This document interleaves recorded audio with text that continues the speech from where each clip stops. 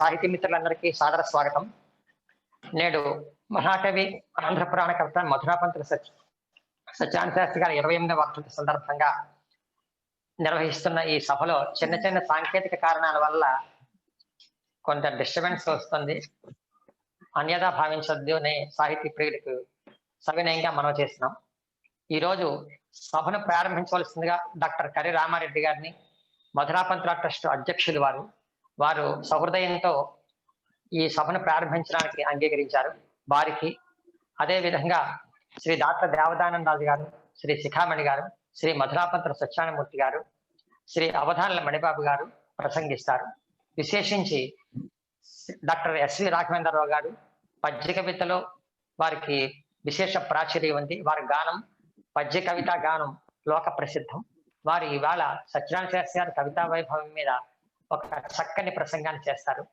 ఇంకా శాస్త్రి గారి కోడలు శ్రీమతి ఎంఎస్ కామేశ్వరి గారు వారి మునిమనవరాలు సంహిత పద్య కవితతో మనల్ని అలరిస్తారు. పద్య కవిత గానంతో వీరందరికీ స్వాగతం పలుకుతూ సభను ప్రారంభించవలసిందిగా డాక్టర్ కర్రి రామారెడ్డి గారిని సవినయంగా కోరుతున్నాం. అందరికీ నమస్కారం. నా మాట వినిపిస్తుందండి? వినిపిస్తాం సార్. పెద్దలందరికీ నమస్కారం. ఈరోజు మధురాపంతుల వారి వర్ధంతి సందర్భంగా ఈ సభ ప్రారంభం చేయడం అనేటటువంటి భాగ్యాన్ని నాకు కలిగించినందుకు ధన్యవాదాలు. మధురాపంతుల సత్యనారాయణ శాస్త్రి గారు ఆ కాలంలో ఒక పల్లెటూరులో జన్మించి, అంటే ఐలాండ్ పోలవరంలో జన్మించి, మరి ఇంకొక పల్లెటూరులో పల్లిపాలెంలో ఆయన పెరిగి అక్కడ 19 ఏళ్ల వయసులోనే ఒక ఆంధ్రే అనేటటువంటి ఒక మాసపత్రికను ఆయన ప్రారంభించారంటే నిజంగా ఆలోచిస్తుంటే చాలా ఆశ్చర్యంగా ఉంటుంది. ఎందుకంటే ఇప్పుడు మనకి డిజిటల్ యుగం వచ్చిన తర్వాత ఒక పుస్తకం తయారు చేయాలంటే ఎంతో ఈజీగా ఉంటుంది. కానీ ఆ కాలంలో ప్రతి అక్షరం కూడా జాగ్రత్తగా ఆ ఫాంట్స్ పెట్టుకుంటూ అవి వాటిని జాగ్రత్తగా ప్రూఫ్ రీడింగ్ చేసుకుంటూ 19 ఏళ్ల ఒక బాలుడు ఆ విధంగా నడిపాడు. అది కూడా ఏ విధంగా అంటే ఒక గొప్ప గొప్ప మహాకవులు రచయితలు వారి యొక్క రచనలన్నిటినీ కూడా సద్విమర్శ చేస్తూ అందరి చేత మన్ననలు పొందేటటువంటి అలాంటి పరిస్థితి ఆ మహానుభావుడికి దక్కిందని అనుకోవాలి. ఆ తర్వాత కూడా వారి యొక్క ఆంధ్ర పురాణం అవనివ్వండి, లేకపోతే ఆంధ్ర రచయితలు అనేటటువంటి పుస్తకం కానీ, ఇవన్నీ కూడా అవి చరిత్రలో నిలిచిపోయేటటువంటి ఒక గొప్ప కళాఖండాలు. అవి ఆయన ఒక రచయితగా, ఒక నవలాకారుడుగా, ఒక విమర్శకుడిగా, ఒక కవిగా, ఒక మహా ఉపాధ్యాయుడిగా ఆయన అలాంటి మహానుభావుడు మన మధ్య నడయాడినటువంటి భాగ్యం మనకి కలిగింది. వారి యొక్క ఈ సభ వర్ధంతి సభ ఆయన సంస్మరణగా మనం జరుపుకోవడం అది చాలా ఆనందం. మరి మూర్తి గారికి నా ధన్యవాదాలు. అలాగే రాఘవేంద్రరావు గారు ప్రధానోపన్యాసం చేస్తున్నారు. వారి యొక్క మాటలు ఇంకా పెద్దల మాటలు వినేటటువంటి భాగ్యం కలుగుతుంది.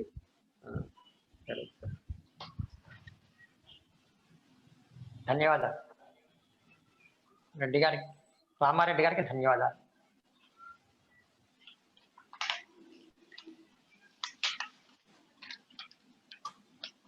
ఇప్పుడు నేను కరెక్ట్ అయిపోయా.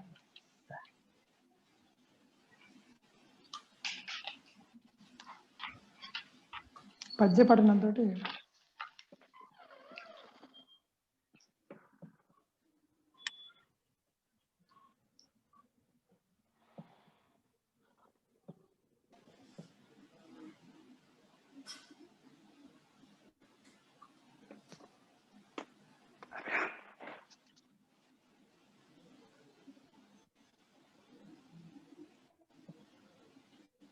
మధునామూర్తి గారు నమస్కారం.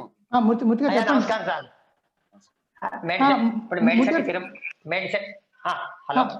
చెప్పండి. విశ్రాంతి ఇన్కమ్ ట్యాక్స్ కమిషనర్ బెంగళూరు నుంచి డాక్టర్ మేడిశెట్టి తిరుమల కుమార్ గారు ఈరోజు మన సమావేశంలో పాల్గొంటున్నారు. వారు ఈ సమావేశంలో ముఖ్యంగా మనందరికీ అత్యంత ఆప్తులైన ప్రముఖ కవి పరిశోధకులు శ్రీ రాపాక ఏకాంబరాచార్యులు గారికి ముందుగా నివాళులు అర్పిస్తూ ఒక 2 నిమిషాలు ప్రసంగిస్తారు. తిరుమల కుమార్ గారికి స్వాగతం. తిరుమల కుమార్ గారు మాట్లాడండి.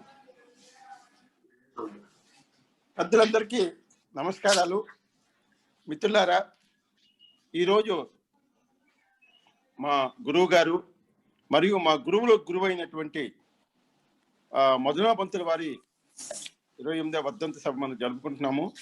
అయితే ఈ సంవత్సరం మీ అందరికీ తెలుసు, మధునా పంతుల వారి శత జయంతి ఉత్సవాలు 2019-20 సంవత్సరంలో అత్యంత వైభవంగా మన భారతదేశంలోని అన్ని ప్రముఖ నగరాల్లో, చెన్నైలో, బెంగళూరులో, హైదరాబాద్లో, విజయవాడలో, అలా అన్ని చోట్ల కూడా జరిగాయి. శత జయంతి ఉత్సవ సంఘాలు ఒకటి హైదరాబాద్లో, ఒకటి రాజమహేంద్రవరంలో పనిచేసి ఎంతో కృషి చేయడం జరిగింది. అయితే హైదరాబాద్లో జరిగినటువంటి ఈ శత జయంతి ఉత్సవాలకు ప్రధాన భూమిక నిర్వహించినటువంటి పెద్దలు, మరి నా గురువు, నాకు పితృ సమానులు, మధునా పంతుల వారికి ప్రియ శిష్యులైనటువంటి డాక్టర్ రాపాక ఏకాంబరాచార్య గారు. వారిని మనం ఒకసారి ఇప్పుడు స్మరించుకోవడం చాలా అవసరం. ఎందుకంటే మరి పల్లిపాలెం గ్రామానికి భారతదేశం అంతా, ఆంధ్రదేశం అంతటా విఖ్యాతి తెచ్చినటువంటి మహానుభావుడు, మహాయోగి, మహాకవి మన మధునా పంతుల వారు. అయితే వారి తర్వాత పల్లిపాలెం గ్రామానికి మళ్ళీ అటువంటి ప్రశస్తిని తెచ్చినటువంటి మహాపరిశోధకుడు, సాహితీవేత్త, విమర్శకుడు, పండితులు డాక్టర్ రాపాక ఏకాంబరాచార్య గారు. వారు మార్చి 1వ తారీఖున హైదరాబాద్లో జరిగినటువంటి ఆ శత జయంతి ముగింపు సభలో అంతా తానే నిర్వహించారు. తర్వాత మార్చి 3వ తారీఖున విజయవాడలో మండల్ బుద్ధప్రసాద్ గారి ఆధ్వర్యంలో జరిగినటువంటి శత జయంతి సభలో పాల్గొన్నారు. అక్కడి నుంచి మార్చి 5వ తారీఖున మన పల్లిపాలెం గ్రామంలో కేంద్ర సాహిత్య అకాడమీ ఆధ్వర్యంలో జరిగినటువంటి మధునా పంతుల వారి శత జయంతి ఉత్సవంలో పాల్గొన్నారు. ఆ తర్వాత హైదరాబాద్ వెళ్ళారు. అంతే. ఆ పల్లిపాలెంలో తాను ఎక్కడైతే పుట్టి పెరిగినటువంటి పల్లిపాలెమో అక్కడే ఆయన చివరి ప్రసంగం చేశారు. తరువాత సెప్టెంబర్ 8వ తారీఖున ఆయనకి 80 సంవత్సరాలు నిండుతున్నాయి. పెద్ద కార్యక్రమం జరపాలని మేము అనుకున్నాము. అది ఏమీ జరగకుండానే వారు ఆగస్టు నెలలోనే వారి సతీమణి రుక్మిణి గారు, మా తల్లి సమానురాలు, వారిద్దరూ కూడా ఒక్కరోజు తేడాలో ఈ కరోనా వల్ల ఇద్దరు కూడా మనల్ని విడిచి వెళ్ళిపోయారు. ఇది చాలా బాధాకరమైనటువంటి విషయం. వారికి మనం 1 నిమిషం నివాళి అర్పించి మన కార్యక్రమం మొదలు పెట్టాలని కోరుకుంటున్నాను. సెలవు. ధన్యవాదాలు తిరుమల కుమార్ గారు. రాపాక ఏకాంబరాచార్యుల గారికి అంజలి ఘటిస్తూ మధునా పంతుల వారి 28వ వర్ధంతి సభను కొనసాగిస్తున్నాం.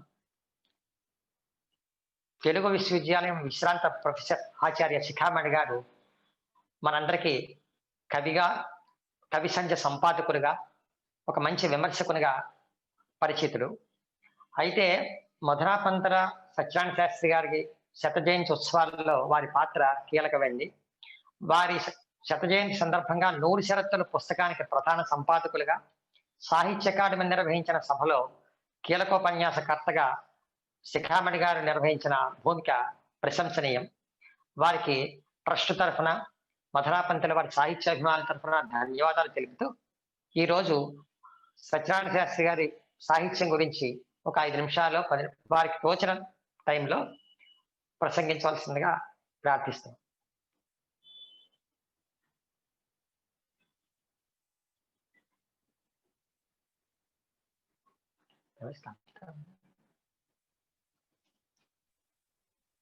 శిఖామణి గారు వచ్చారండి.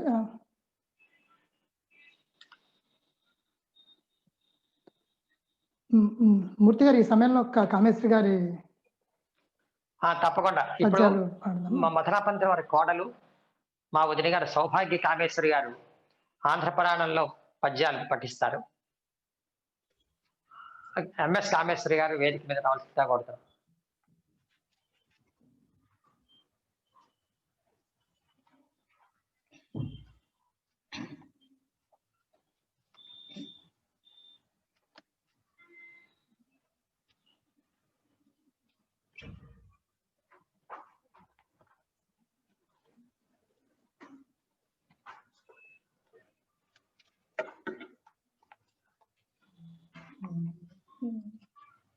గణనాతీత దయాచణంబులు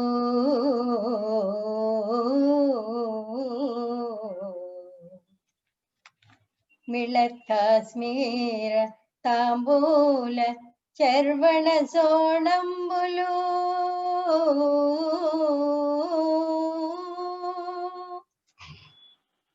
బ్రహ్మ బిందువుల గుప్తంబైన తదాశీర్వచకర్ణముల్ కారణమయ్యులర్చి జగతే కళ్యాణ సారస్వతోల్బణతల్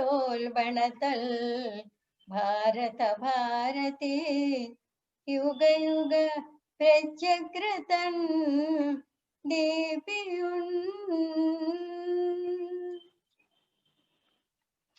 నితరాముద్భట సంగరమ్ముల కృపాణి పాణి సర్వాణి ఉన్నత విద్యా విలసత్ ప్రసంగముల వీణా పాణి యౌవాణి ఊర్జితముల్ నైక విధ ప్రభుత్వములు నీచే కల్పితములు పదానత భక్తోత్కర చింతితామరమణి నారాయణి పావని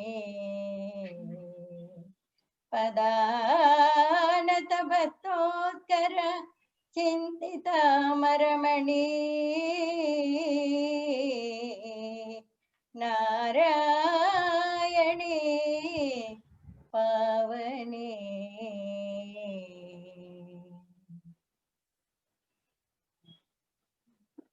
శతధా క్లుప్త సహస్రధా వివృత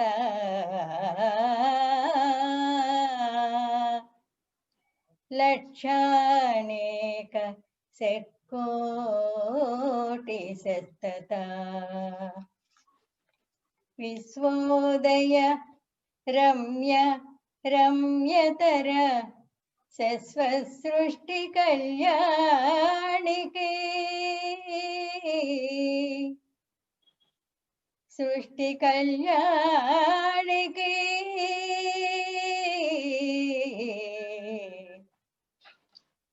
కళ్యాణికి సృష్టి కళ్యాణికి హారతి పాత్రమును నెత్తు ముమ్మొదలి పేరంటాలివో నీదు కంటి తుదల్ వెల్గు వికుంఠలాయక చిరంటి ఆంధ్ర సామ్రాజ్యముల్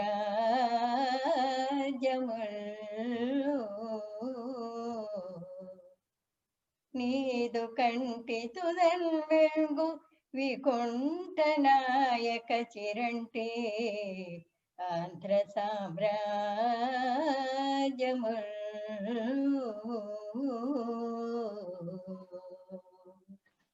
ధన్యవాదాలు.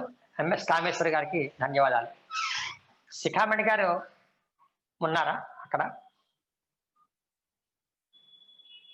శేఖర్ గారు, శిఖామణి గారు ఉన్నారండి? లేదండి, ఇంకా కనపడలేదు. ఇప్పుడు కలైమామిడి ప్రముఖ కథ నవల రచయిత కవి శ్రీ డాక్టర్ దేవదాన రాజు గారు యానం వాస్తవ్యులు. వారు మధురాపంతుల వారి కుటుంబంతోనూ సత్యనారాయణ శాస్త్రి గారితో అనుబంధంతో శత జయంతి ఉత్సవాల సందర్భంగా మధురాపంతుల వారి హాస్యోక్తులను మధుహాసంగా ఒక పుస్తకాన్ని రమణీయంగా తీసుకొచ్చారు. వారు ఈ రోజు సమావేశంలో పాల్గొనడం నిజంగా చాలా సంతోషకరమైన విషయం. శ్రీ రాజు గారిని సత్యనారాయణ శాస్త్రి గారి గురించి ప్రసంగించవలసిందిగా ప్రార్థిస్తున్నాం. రాజుగారు. మధురాపంతుల సత్యనారాయణ శాస్త్రి గారి 28వ వర్ధంతి సందర్భంగా ఏర్పాటు చేసి ఈ జూమ్ సమావేశం కొంచెం వాల్యూమ్ కొంచెం తక్కువ ఉందండి, కొద్దిగా మాట్లాడు.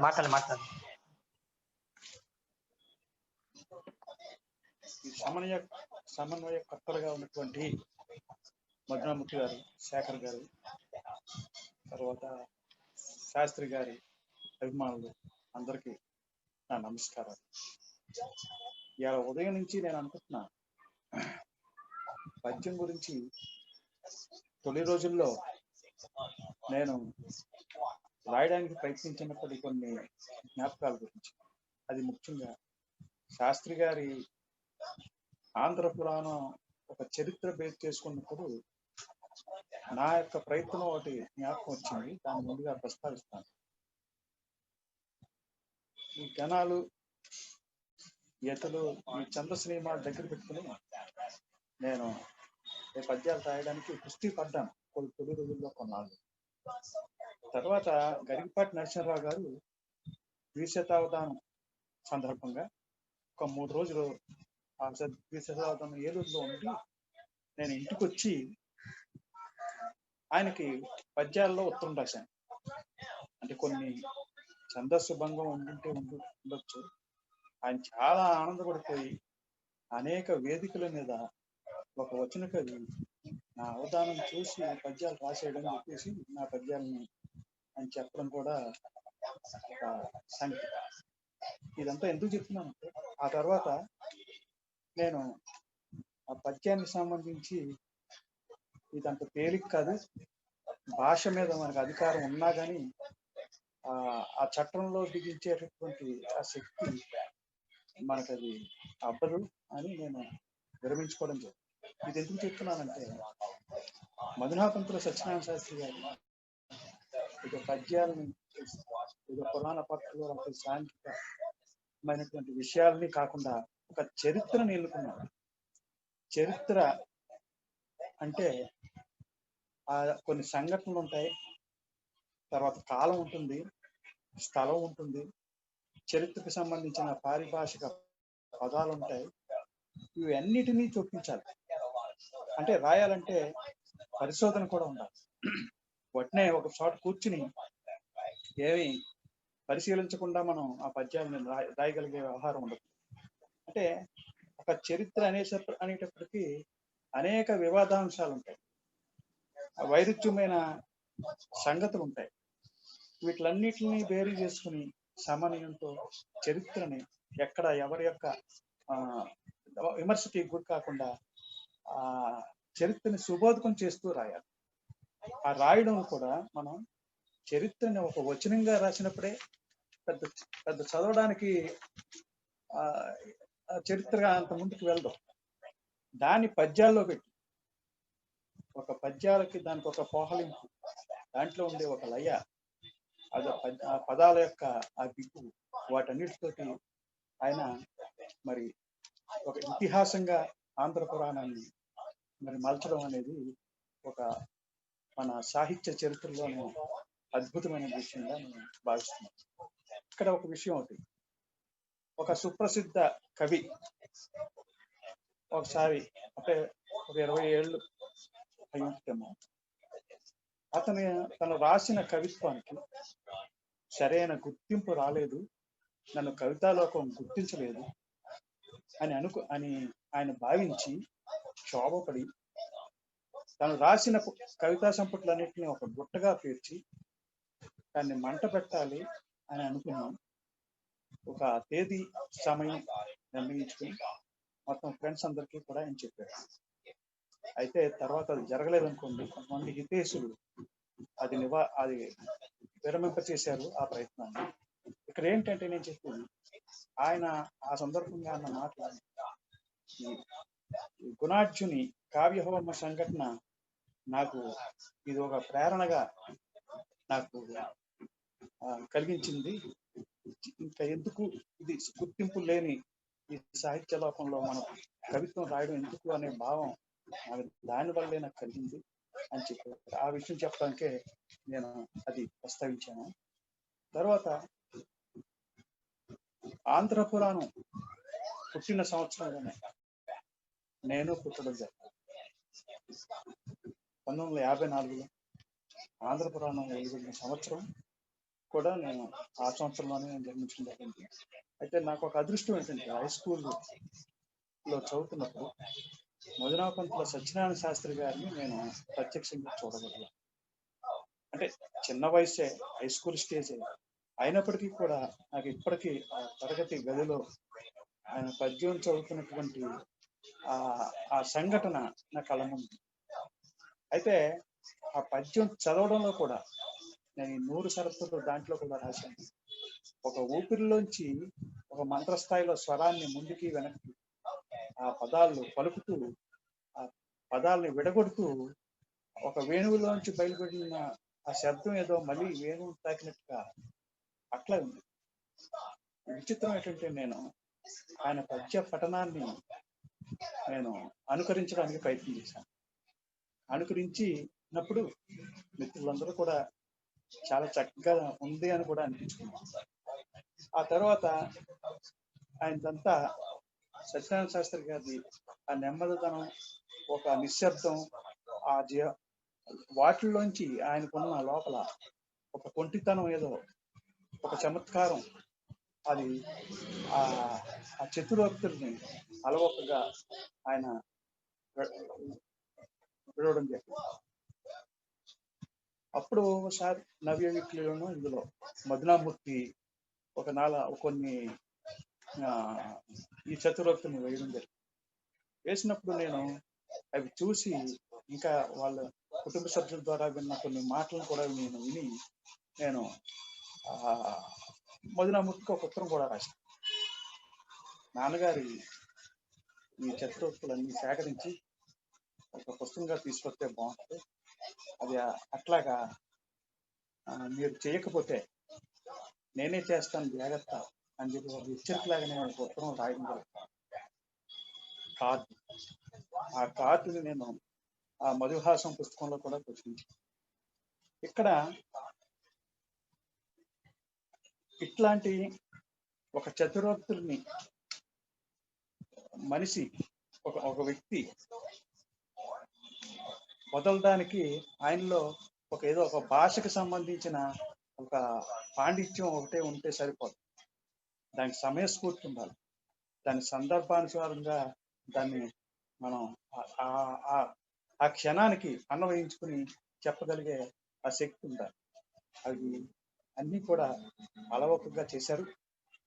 మన సన్నిధానం నరసింహశర్మ గారు ఒక మాట అన్నారు, మీరు ఇది రాయడానికి మధునాపంతుల వారి ముందు మీకు ఉన్నటువంటి, మీరు కూడా ఒక కుటుంబ సభ్యులుగా ముద్ర పడడం వలన మీరు ఇది రాశారు అని చెప్పి ఆయన అనడం జరిగింది.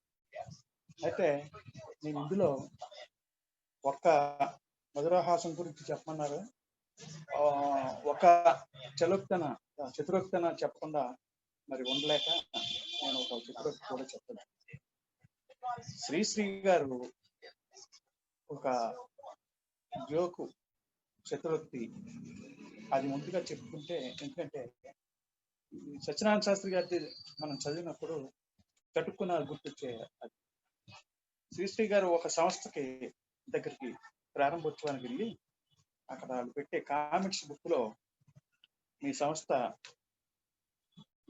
దినదినాభివృద్ధిని కోరుకుంటూ లేదు అని రాసి ఆ చుట్టూ తొంగి చూస్తున్న ఆ వ్యక్తులకి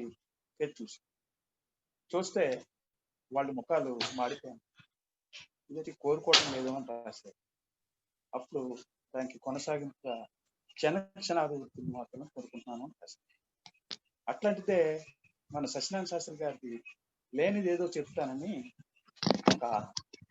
ఒక చతురోక్తి ఉంది. ఆ లేనిది ఏదో చెప్తాననే ఆ చతురోక్తి ఎంత అద్భుతంగా మనకి అది కనిపిస్తుంది. ఒక పెద్ద ఆయనకి అభినందన సభ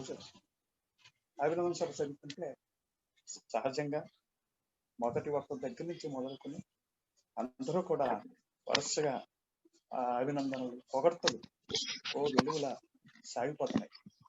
ఆ సాగిపోతున్న టైంలో ఆయన కూడా చాలా ఉప్పి తబ్బిపోయిపోవడం, ఇవన్నీ కూడా మన సత్యనారాయణ శాస్త్రి గారు గమనించి అందరూ ఇక్కడ ఈయన దగ్గర ఉన్నదేదో చెప్పారు, నేను ఈయన దగ్గర లేనిదేదో చెప్తాను అన్నారు. అక్కడ ఉన్న వాళ్ళు కంగారు పడ్డారు, ఈయన దగ్గర లేనిదేదో చెప్తానంటున్నారు, ఏం చెప్తారో అని. వాళ్ళు ఇందాక మనం దానికి చెప్పినట్టుగానే ముఖముఖాలు చూసుకున్నారు. అప్పుడు శాస్త్రి గారు చెప్పడం మొదలుపెట్టారు, ఈయనకు ఆడంబరం లేదు, కీర్తికాంక్ష లేదు, అహంకారం లేదు, స్వార్థం లేదు, అసహనం లేదు, అసూయ లేదు, కోపం లేదు, అన్నిటికీ మించి ఏ విషయంలోనూ అసంతృప్తి లేదు, ఇంకా ఇంకా ఇంకా ఇంకా లేనివి ఎన్నో ఉన్నాయి. ఇదంతా లేనివే చెప్పారు, కానీ ఇవన్నీ కూడా పొగట్టాయి. ఇందులో ఉన్న ఒక గమ్మత్తైన విషయం, అప్పుడు అందరూ చప్పట్లతోటి దాన్ని గొప్పగా చెప్పడం జరిగింది.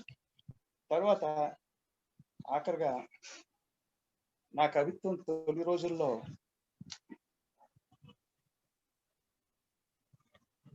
ఆంధ్రీ కుటీరం మధునాపంతుల సత్యనారాయణ శాస్త్రి గారు చనిపోయినప్పుడు మన పల్లిపాలెంలో ఆంధ్రీ కుటీరంలో స్మారక సభల్లాగా ప్రతి నెల ఒక పెద్ద సాహిత్యవేత్తల నుంచి ఆయన చేత ప్రసంగాలు ఇచ్చేవారు.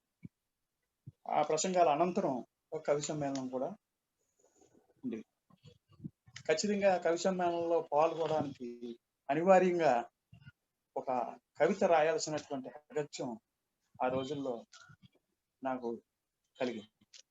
దాంతో తర్వాత ఇంకా ఇతర శక్తులు, శిఖామణి లాంటి పరిచయాలు వీటికి కలిసి నేను ఒక కవిని అవడానికి, ఆ కవిత్వంలో కొన్ని కవితా సంపత్తి వెలువరించడానికి ఈ రోజు ఇలా మీ ముందు ఒక 4 ముక్కలు మాట్లాడేటటువంటి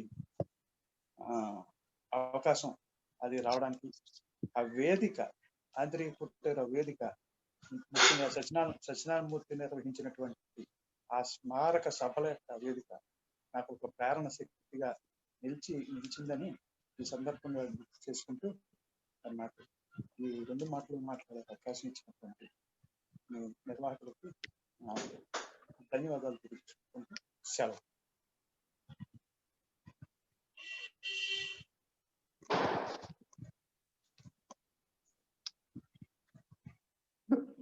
మూర్తి గారిని అన్మ్యూట్ చేసుకోవాలి.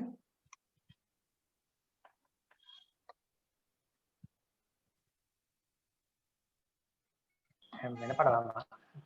శిఖామణి గారు ఇచ్చేశారు, వారికి స్వాగతం. నమస్కారం. నమస్కారం సార్. ఇప్పుడే మీ గురించి పరిచయం చేసుకున్నాం రాజుగారి కన్నా ముందు.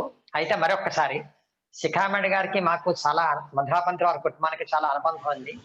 ఆ అనుబంధంతో కేంద్ర సాహిత్య అకాడమీ సలహా మండలి సభ్యులుగా పల్లిపాలెంలో అకాడమీ ఆధ్వర్యంలో సభలు నిర్వహించడానికి మూలకారకులు వారే. 100 షరతుల పుస్తకావిష్కరణ జరగడానికి కూడా వారి కారకులు. ఆ బాధ్యతనంతా వారి భుజస్కంధాల మీద వేసుకుని ఒక 2 నెలల వ్యవధిలో అంత ఒక బృహత్ గ్రంథాన్ని వెలువరించేలా చేసిన వారికి మధురాపంతుల కుటుంబ సభ్యుల తరఫున, వారి సాహిత్యాభిమానుల తరఫున ధన్యవాదాలు చెబుతూ వారిని ఈ రోజు ఆత్మీయ భాషను చేయవలసిందిగా సవినయంగా కోరుతున్నాను. నమస్కారం అండి. మిత్రులందరికీ నమస్కారం. మధునాపంతుల సాహిత్య ట్రస్ట్ రాజమహేంద్రవరం వారి ఆధ్వర్యంలో ఈరోజు మహాకవి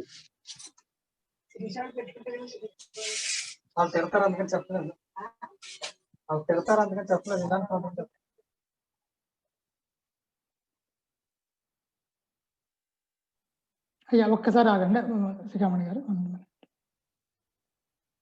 అన్మ్యూట్ చేసుకోండి ఒక్కసారి మీరు. ఓకే, క్షమించాలి.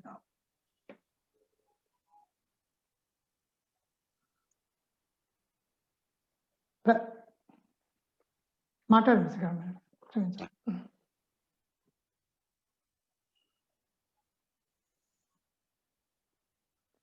ఇంకా మీ మాటలు వినపట్లేదండి. సభకు నమస్కారం. వినపడుతుందండి? వినపడుతుంది. ఈరోజు మహాకవి కళాప్రపూర్ణ మధునాపంతుల సత్యనారాయణ శాస్త్రి గారి 28వ వర్ధంతి మహాసభ.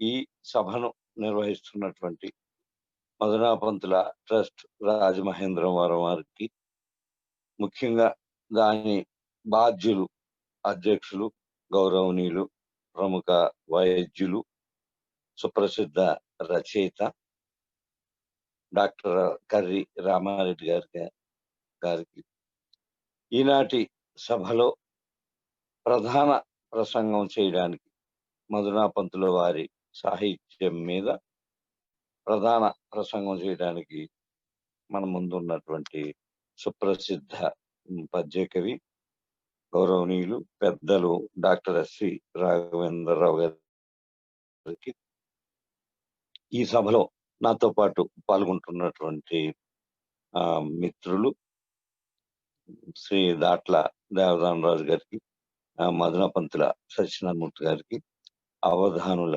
మణిబాబు గారికి, ఇంకా మధునాపంతుల కుటుంబ సభ్యులు మధునామూర్తి గారికి, శేఖర్ గారికి, దినవహి గారికి, ఇంకా మధునాపంతుల కుటుంబ మిత్రులందరూ కూడా హృదయపూర్వక నమస్కారం. తెలుగులో చాలా ప్రముఖంగా వినబడేటువంటి మాట పువ్వు పుట్టగానే పరిమళిస్తుంది అనేటువంటి మాట. మనం చాలా సందర్భాల్లో చాలా సులభంగా చాలా మందికి అలవోకగా అనేస్తాం ఆ మాటను.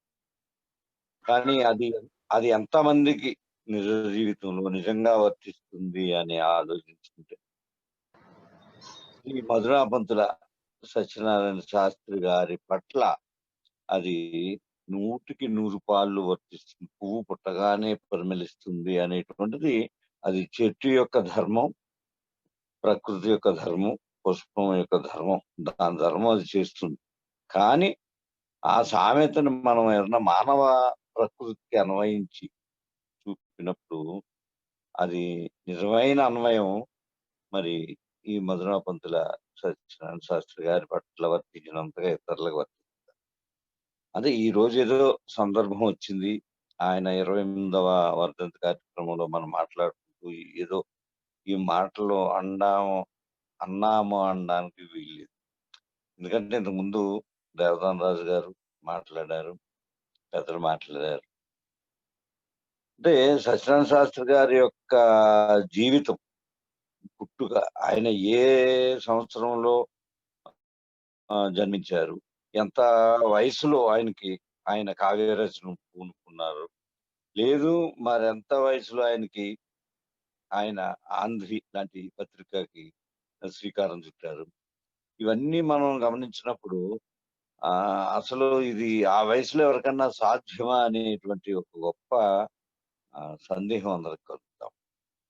ఎందుకంటే మేము చెప్పాం ఆ ప్రాంతంలో మధునాపంతుల వారు, ఆంధ్రీ కుటీరం, పల్లిపాలు అనేటువంటిది, ఈ 3 ఒక త్రయి, దాన్ని విడదీయలేం. పల్లిపాలెం ఎక్కడుంది, ఆంధ్రీ కుటీరం ఎక్కడుంది, మధునాపంతుల వారు ఎక్కడ, ఆంధ్రీ పత్రిక, ఈ మూడు విడదీసి చూడలేం.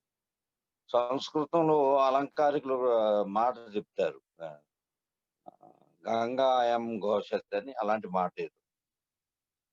అంటే గంగ యందు పల్లె ఉన్నది అనేటువంటి, అది అలంకారం తెలిసిన వాళ్ళు, శాస్త్రం తెలిసిన వాళ్ళు, కవితా సౌందర్యం తెలిసిన వాళ్ళు దానికి అర్థం చెప్తారు. ఏమని చెప్తారు, గంగ ఒడ్డున పల్లె ఉన్నది అని. అంటే చాలా మంది అమాయకులు గంగలో పల్లె ఎలా ఉంటది, గంగ ప్రవహిస్తుంది కదా, నది కదా, ప్రవాహశీలత ఉంటుంది కదా, అందులో పల్లె ఉంటుందా, కొట్టుకుపోతుంది కదా అనేటువంటి ఒక అమాయకమైనటువంటి ప్రశ్నలు వేస్తారు. వాళ్ళు సారస్యం తెలియని వాడు. అంటే గంగ ఒడ్డున పల్లె ఉన్నదని అలంకరిస్తాం, గంగలో పల్లె ఉన్నదని అని చెప్పింది గంగ ఒడ్డున పల్లె ఉన్నది. అలాగా పల్లెపాలెంలో మధునాపంతులు ఉన్నారా, పల్లెపాలెంలో ఆంధ్రీ ఉందా, ఈ రెండు కలిపి మధునాపంతులు ఉన్నాయా అనేటువంటిది గొప్ప సారస్వత విశేషం. అది చూసిన వాళ్ళకి, తెలిసిన వాళ్ళకి, విన్న వాళ్ళకి, చూసిన వాళ్ళకి. అలాగా ఒక గొప్ప సాంస్కృతిక వైభవం అంటాం మనం మామూలుగా, ఒక సాంస్కృతిక వైభవాన్ని కలిగినటువంటి ఆ ప్రాంతము, ఆ ఇంటి పేరు, అదంతా కూడా మామూలుగా మన వాళ్ళు చెప్తా ఉంటారు, ఏమున్నాయండి ఇవన్నీ వ్యక్తిని బట్టి, ప్రాంతాన్ని బట్టి, కులాన్ని బట్టి ఇవన్నీ వస్తాయా అని. ఏమో ఒక్కోసారి వస్తాయేమో. మేము విశాఖపట్నం ఆంధ్ర యూనివర్సిటీలో ఎంఏ చదివి రీసెర్చ్ చేస్తున్న కాలంలో కురిపండ అప్పలస్వామి గారు, ఆయన కళాప్రపూర్ణ ఆంధ్ర విశ్వవిద్యాలయం శాస్త్రి గారు తీసుకుంటే ఆ తర్వాత కల్లా ఆయన కూడా వచ్చింది. ఆయన గొప్ప వాడుక భాష గురించి గొప్ప సేవ చేసిన వాడు. సరే అవన్నీ పక్కన పెడితే ఆయన మేము స్కాలర్స్ ఉన్నప్పుడు అప్పలస్వామి గారు కాలం చేశారు, చనిపోయారు. మేము చాలా సందర్భాల్లో వారింటికి వెళ్ళి వారి దర్శనం చేసుకుని వారిని చూసి వారితో సంభాషించి ఏమిటంటే అప్పటికే చాలా పెద్ద వయసులో ఉన్నారు. అలాగా అప్పలస్వామి గారు చనిపోయిన సందర్భంలో ఒకసారి విశాఖపట్నం ఆయన సంస్మరణ సభ పెట్టారు. పెడితే అందులో సుప్రసిద్ధ రచయిత రావి శాస్త్రి గారు వచ్చారు. చాలా సాదా సీదాగా వచ్చి ఆయన ఒక మంచి మాట అన్నారు.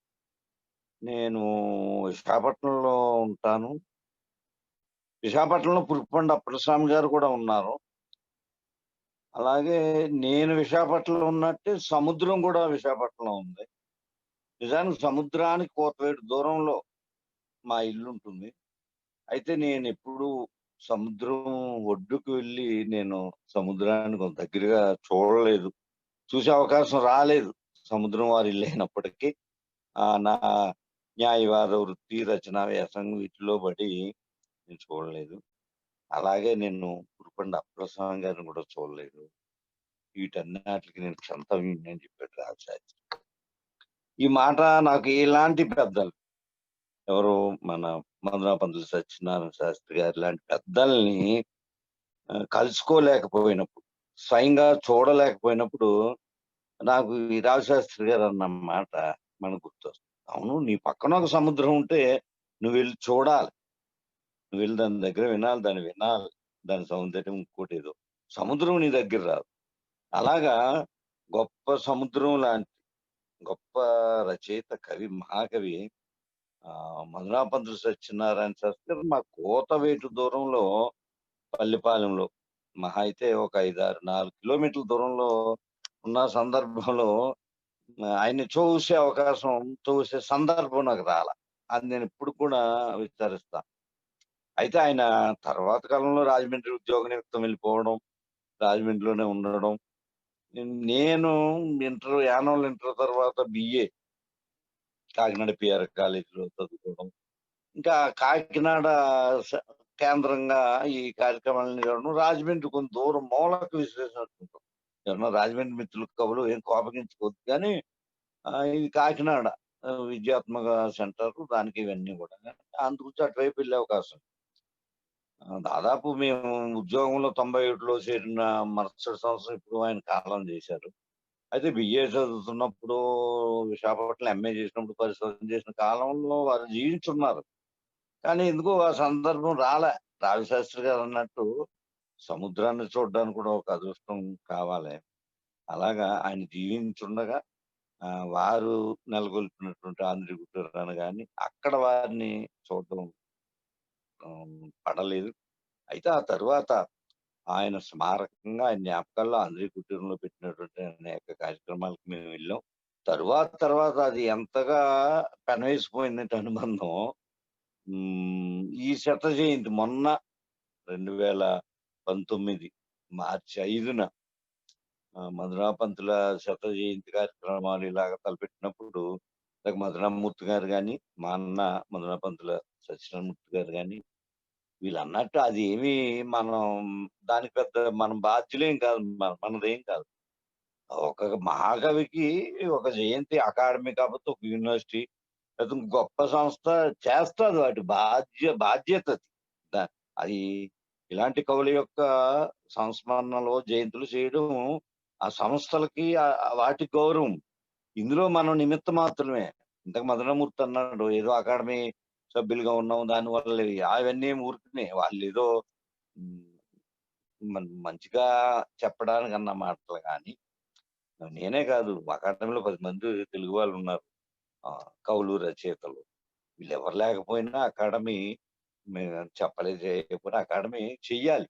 ఎందుకంటే ఒక కళాప్రపూర్ణ మహాకవి లేకపోతే ఆంధ్ర పురాణం వంటి ఒక బృహద్ రచన, ఆధునిక కాలంలో ఒక మహాకావ్య రచన చేసినటువంటి, ఆధునిక పంచకావ్యాల్లో ఒకటైనటువంటి కావ్య రచన చేసినటువంటి ఆయనకి ఎవరో ఇది చేయమని మీరు చెప్తే అయింది, ఇది ప్రోద్బలమైంది అనుకోవడం మన తృప్తికి అనుకోవడం తప్ప నేను చాలా చెప్తున్నాను. అయితే ఈ క్రమంలో మా దేవదాన రాజు గారు, నేను యానం నుంచి ఎప్పుడన్నా నేను వచ్చినప్పుడు పల్లిపాలెంలో ఏదో కార్యక్రమం వెళ్ళాలంటే నేను కూడా వెళ్ళి వినేవాడిని. శాస్త్రి గారి తమ్ముడు సూరయ్య శాస్త్రి గారు కానీ, ఇది వాళ్ళ అబ్బాయి మా అన్నయ్య మధురపంచ సత్యనారాయణ శాస్త్రి గారు, మిగతా వీళ్ళందరూ కూడా అక్కడ వెళ్ళి ఆ కార్యక్రమాలు చాలా తక్కువ సంఖ్యలో అయినా కానీ విని చేశాం. అయితే అది తరువాత కాలంలో చాలా బలోపేతమైనటువంటి ఒక బంధంగా, ఒక సాహిత్య బంధంగా, కృష్ణశాస్త్రి గారు ఒక మాట అంటారు, రక్త సంబంధం కంటే సాహిత్య బంధం చాలా గొప్పదని ఆయన ఒక సందర్భం ఉంటారు.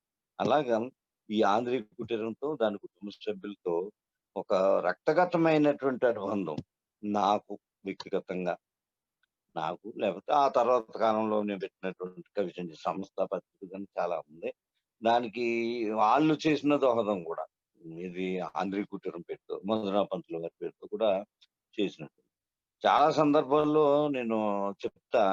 మధురా పంతుల వారు మాకు ఈ కవి సంజయ్ ఈ సంస్థలకు నాకు కానీ ఒక పెద్ద అన్నయ్య లాంటి వాడు, లేదా మా సంస్థకు మేనమామ లాంటి వాడు అని ఊరికే సరదాగా చెప్తా ఉంటారు. ఇదేంటంటే చిన్న చాదస్తపు విషయం ఏంటంటే, నేను ఏ కార్యక్రమం తలపెట్టినా ఊరికే మధురా పంతులు గారికి ఫోన్ చేసి, అన్న ఈ కార్యక్రమం చేస్తున్నాం అంటే ఆయన ఏదో ఆయన ధోరణిలో ఒకటి చిరంజీవ ఏదో చెప్తాడు. నేను ఎప్పుడు అంటా ఉంటా, ఏదో చిన్నగా 5-10 మందితో మొదలుపెట్టి ఇది ఇంత అయింది మహాప్రభు, దీని నుంచి ఎలా బయటపడాలని నువ్వేం భయపడకు, నువ్వేం తలపెట్టినా మంచి కార్యక్రమం అవుతుంది, పెద్దగా అయింది, విజయవంతం అయింది. మరి ఆయన అంటే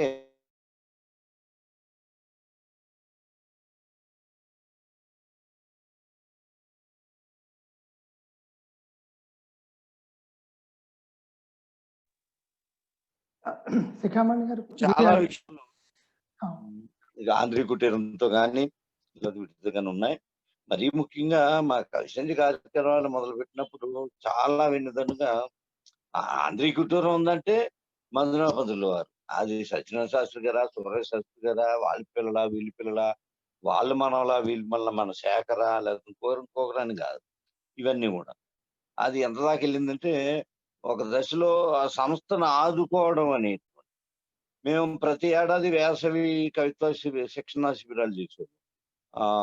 యానంలో doctor SRK government college Telugu శాఖ తరఫున డాక్టర్ వరుగు భాస్కర్ రెడ్డి గారు మాకు వర్కింగ్ ఎడిటర్ గా ఛానల్ ఆయన పనిచేశారు. దాన్ని అభివృద్ధికి దాని దోహదం చేశారు. అక్కడ చాలా కార్యక్రమాలు వేసవిలో చేశారు. ఇలాంటి ఒక వేసవి నాడు ఎట్లా చెయ్యాలి ఏమిటంటే, మన దగ్గర పెట్టుకోండి ఏసీ హాల్, ఒక వేసవి కవితా శిబిరం మనం అక్కడ పెట్టినప్పుడు 2 రోజులు కవిత మీద చర్చ పెట్టినప్పుడు చాలా మంది వచ్చారు. ఎంత బాగా జరిగిందంటే, సరే ఆతిథ్యం కానీ అవి కానీ పచ్చని పంట పొలాలు ఇవన్నీ, ఇది ఎక్కడది వారసత్వం, ఎవరు అందించారు వాళ్ళ కుటుంబానికి కానీ వాళ్ళు ఉన్న వాళ్ళకి కానీ అంటే అది మధురా పంతుల వారు. ఇప్పుడు ఆయన పుట్టిన 18వ ఏట 19వ ఏటలో తోరణము అనేటువంటి ఒక ఖండకావ్యంతో, అది కూడా చూడండి, మనం ఇంట్లో ఏదైనా శుభకార్యం జరిగితే ఏదో ఒక పచ్చని మామిడాకు ఒక తోరణం ఏదో ఇంటికి కట్టుకుంటాం. అలాగా ఈ మధురా పంతుల సాహిత్యం అనేటువంటి పచ్చని పందిళ్ళకి ఆయన తోరణం అనేటువంటి 14-15 కండికలతో ఒక చిన్న ఖండకాయం రాసి తోరణం అన్ని తగిలించారు. దానికి విశ్వనాథ సత్యనారాయణ పత్రిక. ఇవన్నీ చేస్తున్నప్పుడు ఈయన వయసు ఎంత అని మనం చూసినప్పుడు 19-21 మధ్య ఆంధ్రీ పత్రిక అచ్చవుతుంది, వెళ్తున్నాయి, చూస్తున్నారు, బాబోయ్ ఎవరో ఈయన ఆంధ్రీ ఎడిటర్ గా చాలా పెద్ద ఆయన, వయసులో చాలా ప్రౌఢ వయస్కుడై ఉంటాడు, బాగా పెద్ద ఆయన ఉంటాడని అందరూ ఆనాటికి సుప్రసిద్ధగా లేనటువంటి విశ్వనాథ్ లాంటి వాళ్ళు ఇంకా అనేక మంది మన పత్రికలు చూస్తే వీళ్ళందరూ పద్యాలు రాయడం, ఉత్తరాలు రాయడం అన్ని ఇంత చేస్తే ఈ మహాకవి వయసు అప్పటికి 19, 21 సంవత్సరాలు. అదే నేను ఇందాక ప్రారంభంలో చెప్పాను, పువ్వు పుట్టగానే పరిమళిస్తుందనే మాట మన అందరికీ అంటాం కానీ అది మన శాస్త్రి గారికి వర్తించినంతగా వర్తించదు. పైగా ఒకటి మనిషి ఎంత ఉన్నాడు, ఎంత పొడుగున్నాడు ఏమిటనేటువంటిది కాదు. చాలా పరిణామంలో ఆయన కొంచెం కురచగా ఉన్నప్పుడు కూడా ఆ సాహిత్య సృజనలో ఒక విరాట్ స్వరూపం అనేది, ఎవరైతే విష్ణుమూర్తి వామ 3 అడుగుల నేల వామన అవతారంలో వచ్చి 3 అడుగుల నేల ఇమ్మన్నప్పుడు ఆకాశంలో ఒక అడుగు అక్కడ భూమి మీద ఒక అడుగు, 3వ అడుగు ఎక్కడ పెట్టాలి అని అన్నప్పుడు ఆ బలి చక్రవర్తి నా శిరస్సు మీద పెట్టు అన్నట్టుగా ఒక త్రివిక్రమ స్వరూపం. ఎందుకంటే ఇప్పుడు మాట్లాడిన పెద్దలు ఉన్నారు, ఆయన చాలా ఖండ కావ్యాలు, ఇదిగో శ్రగర్ధాన్ని మొత్తం అన్ని వేశారు, నా ముందు ఉంది పుస్తకం. ఇది కానీ ముఖ్యంగా ఆంధ్ర పురాణం అనేటి, ఎందుకంటే ఈ రోజు ఒక జాతి లేకపోతే ఒక భాషా ప్రయుక్తంగా ఉన్నది కానీ ఇంకోటి కానీ పెద్ద దానికి విలువ ఏమి లేవు, మనకి ఏది అనుకూలంగా ఉంటది. కానీ ఆ మహాకవి ఒకప్పుడు ఆ ప్రాంతంలో ఎప్పుడు మొదలెట్టి ఎప్పుడు పూర్తి చేసాడు. కానీ తెలుగువారు విశ్వంలో ఎక్కడ ఉన్నా సరే, ఈ రోజు 2 రాష్ట్రాలు తెలంగాణ ఆంధ్రప్రదేశ్ కాదు, భారతదేశంలోను ప్రపంచవ్యాప్తంగా ఎన్ని ప్రాంతాల్లో తెలుగువారు ఉన్నారు, వాళ్ళందరికీ చెందిన చరిత్ర ఇదిగో ఆంధ్ర పురాణం అనేటువంటి దాని మీద మహామహులు రాసినటువంటి విశ్లేషణ ఉంది. మనం శత జయంతులు కూడా చెప్పుకున్నాం. అప్పాజోషుల వాళ్ళ ఫౌండేషన్, అజో విభో ఫౌండేషన్ వారు ఆ మహాకావ్యానికి 9 పర్వాలు ఉన్నటువంటి కావ్యాన్ని 9 మంది సుప్రసిద్ధ కవి పండితుల చేత దానికి ఒక సాధికారమైనటువంటి వ్యాఖ్యతో వాళ్ళు 9 గ్రంథాలుగా అవి వేస్తున్నారు. నాకు తెలిసి తెలుగు సాహిత్యంలో బహుశా పోతన గారికి కూడా ఇంత గౌరవం జరిగిందని అనుకోను. మహాభాగవతం ఆయన రాశాడు స్కందాలుగా, కానీ మహాభాగవతానికి అన్ని స్కందాలకి విపులమైన పిటికలతో ఒక్కో స్కందానికి ఒక్కో గ్రంథంగా వచ్చినట్టు లేదు. కానీ ఇదిగో ఈ అభినవ నన్నయ్య అన్నట్టు పోతన అన్నట్టు ఈయనకి ఎందుకు దక్కింది గౌరవం అంటే అందులో ఆ సత్తువ ఉంది కాబట్టి, ఆ సత్తా ఉంది కాబట్టి. ఇప్పుడు మనం కలకండ అంటాం తెలుగు భాషకు సంబంధించి, అలాంటి తీయిందనం అది ఉంది. ఒక ఆంధ్రుల చరిత్ర, ఆంధ్రులు అంటే ఇప్పుడున్న రాజకీయమైన సరిహద్దుల్లో మాట్లాడే ఆంధ్రులు కాకుండా జాతివాచకంగా ఆంధ్రుల యొక్క ఒక రక్తగతమైనటువంటి మూలుగంటాం మనం. అక్కడ ఉన్నటువంటి చరిత్ర ఏదైతే నిక్షిప్తమైందో దానికి అది జరిగింది. అయితే ఈ సందర్భంగా నేను 2 విషయాలు, శాస్త్రి గారి శత జయంతి కార్యక్రమాలు చేసినప్పుడు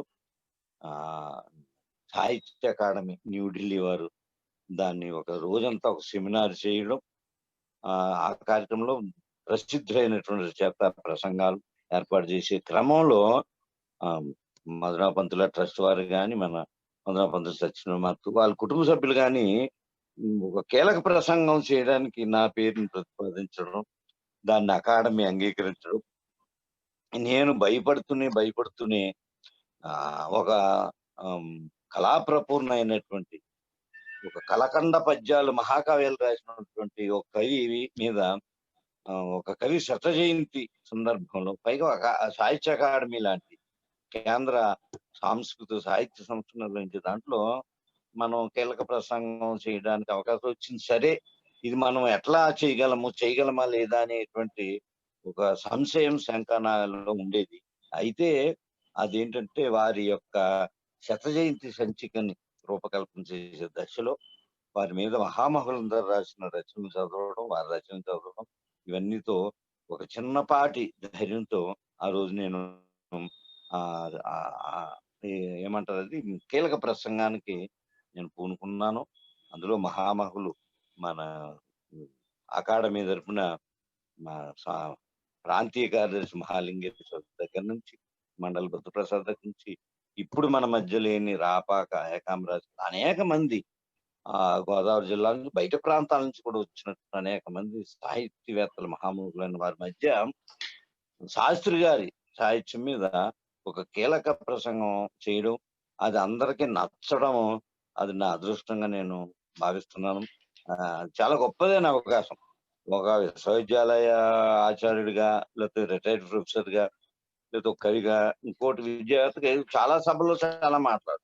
కానీ ఒక ప్రభుత్వ సంస్థ, అధికారికమైన సంస్థల్లో పద్య సాహిత్యం మీద మాట్లాడడానికి నేను కొంచెం సాహసం చేశానేమో అని అనుకున్నాను. కానీ అప్పట్లో అది విన్నవాళ్ళు, చూసిన వాళ్ళు ఇప్పటికి కూడా మనకి యూట్యూబ్ లో ఉంది. ఎప్పుడైనా చదివితే అసలు నాకే ఒళ్ళు పులకరించేంత మంచిగా ఆ ప్రసంగం వచ్చింది అనుకుంటాం. అలాగే మిత్రులు ఈ శతజయంతి సందర్భం ఒక సంచిక తెస్తున్నామని చాలా తక్కువ వ్యవధిలో ఒక సంచిక తేవాలనుకున్నప్పుడు, అంతకుముందు ఆయన షష్ఠి పూర్తికి ఒకటి తెచ్చారు, అది మధునా పంతుల వారి పేరుతో. దాన్ని నమూనాగా పెట్టుకుని చేయాలంటే చాలా అవరోధం అంటే అది ఇంకా దాటగలిగినవే. ముఖ్యంగా సమయం తక్కువగా ఉంది, పేజీలు విస్తరించకూడదనేటువంటిది. తర్వాత ఇవి మనకి కొంచెం బడ్జెట్, ముద్రణా ఖర్చు, ఇవన్నీ నేను ఒక దశలో అవన్నీ చేస్తూ కూడా ఒక దశలో ఒక మాట చెప్పాను వాళ్ళకి. మన మధున పంతులు సత్యనారాయణమూర్తి గారు చెప్పారు, అయ్యా ఈ సంకలనం నేను ఎడిట్ చేసుకుంటా, కవి సంజయ్ తరపున వచ్చేస్తాను, వచ్చేసి మీకు సరే మీరు చేస్తున్నారు కదా, మీకు 200-300 కాపీలు కావాలని నేను అవి ఇస్తాను, ఇవి నేను చేసుకుంటాను, మీరు దీని మీద పేజీలు నిబంధన అవి పెట్టకండి. దాంతో ఆయన నాకు ఎంత ఇష్టంగా ఈ పని చేస్తున్నాము అని మిగతా మిత్రులందరికీ చెప్పి, అట్లా కాదులే పేజీల నిబంధన పెట్టొద్దంటే అక్కడికి ఏదో 350 పేజీలు పైచీలకు మొత్తం ఫోటోలతో 370 పేజీలతో తేవడం జరిగింది. అంటే ఇందులో పెద్ద విశేషం ఏముంది, అందరు రాసినటువంటి వ్యాసాల నుంచి మనం తీసాం కదా మీరు అనుకోవచ్చు. కానీ ఆ రాసిన వాళ్ళు ఎవరు అనుకుంటున్నారు? ఒక విశ్వనాథ సత్యనారాయణ శాస్త్రి గారు, లేకపోతే ఇంకా వేలూరి శివరామ శాస్త్రి గారు, ఇంకెవరెవరు పెద్దవాళ్ళు, వాళ్ళందరూ రాసిన వ్యాసాలు కొంచెం కుదించడం అంటే చాలా కత్తిమీద సాము. అక్కడికి సహజీవనంత వరకు సమగ్రంగా వచ్చినాయి. కొన్ని దాంట్లో స్కాలిత్యాలు, అక్షర దోషాలు లాంటివి ఉన్నాయి. ఈ రకంగా సత్యనారాయణ శాస్త్రి గారి యొక్క అంటే మనం కవిత్వం రాసేటప్పుడు, మనం ఎదిగేటప్పుడు, బిఏ చదివినప్పుడు, ఎంఏ చదివినప్పుడు, రీసెర్చ్ చేసినప్పుడు పని చూడలేదు అనేటువంటి దిగులు నాకు ఈ శత జయంతిలో పాల్గొనడం, శత మహోత్సవంలో ఒక కీలక ప్రసంగం చేయడం, లేకపోతే ఈ శత జయంతి సంచిక దాని పేరు కూడా నామకరణం కూడా నేను 100 షరత్తుల మధునా పంతులు అంటే మిత్రులందరూ కూడా చాలా బాగుంది, అది చాలా యాప్ట్ గా ఉంది అనేటువంటి ఇదండి. ఎందుకంటే మన పక్కన ఇంత మహాకవి, అసలు ఒక ప్రాంతంగా చెప్పుకోవాల్సి వస్తే మధునా పంతుల వారి తర్వాత కాస్త ముందు ఆంధ్ర విశ్వవిద్యాలయం కళాప్రపూర్ణ బిరుదు ఇచ్చింది ఒకటి మన బోయి భీమన్న గారికి, అటు వైపు ఎవరు మన కాకినాడలో ఉండేటువంటి పద్య కవి జ్ఞానానంద కవి గారు, జ్ఞానానంద కవి. అలాగా చాలా తక్కువలో మన జిల్లాలో, తూర్పుగోదావరి జిల్లాలో ఒకరిద్దరికే వచ్చింది.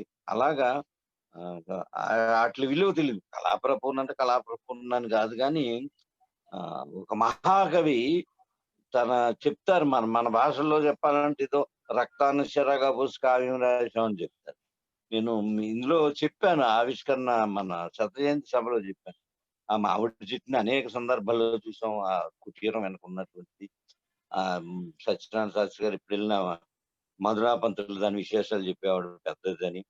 ఇవన్నీ అందులో నన్నయ్య గారు భారతం రాసేటప్పుడు, అదే నన్నయ్య పరం లాంటి దాంట్లో ఆయన ఒక టైం టేబుల్ చెప్తాడు, ఒక కాల పట్టిక. అంటే నన్నయ్య గారు ఇదిగో ఈ ఉదయం పూట ఏదో కాఫీ పలహారాలు సేకరించి కొంత రాశాడు, మళ్ళీ కాసేపు విశ్రాంతి తీసుకుని దాన్ని ఏదో చూశాడు, మళ్ళీ మధ్యాహ్నం భోజనం తర్వాత విశ్రాంతి తీసుకుని ఏవో చేశాడు, సాయంత్రం దీపం వెలిగించుకొని రేపుడు రాసేటువంటి ఆ మహాకావ్యానికి ఏవో పద్యాలు ఏంటి ప్రణాళిక చూసుకున్నాను. ఒక మంచి పద్యం, అప్పుడు పేరు రవికుమార్ గారు, నేను ఆ వేదిక మీద ఉన్న పద్యం నాకు నోటికి రాదు చెప్పమంటే మా మిత్రులు పేరు రవికుమార్ గారు ప్రేక్షకుల్లో ఉంటే అలవాగ్గా చెప్పారు.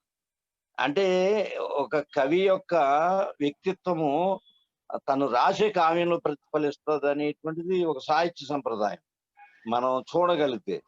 గురజాడ అప్పారావు కన్యాశుల్కంలో ఆయన పంతులు గారు ఒక ఆయన పెద్ద ఆయన, ఎవరంటే ఆ మాస్టర్ గురజాడ అప్పారావు గారు.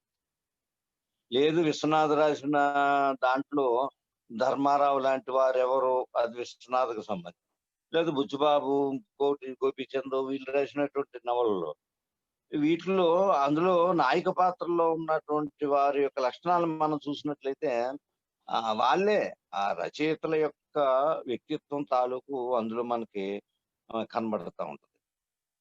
అలాగా ఇప్పుడు ఈ మధురా పంతులు వారు నన్నయ్య గారు ఇలా రాశారంటే నేను అన్నా అప్పుడు సరదాగా, నన్నయ్య గారు రాసినప్పుడు ఈయన అనుకుంటే చేతులు కట్టుకుని నన్నయ్య గారు ఎలా రాస్తున్నారని 3 పుటలో చూశాడు, ఏం చూడలేదు.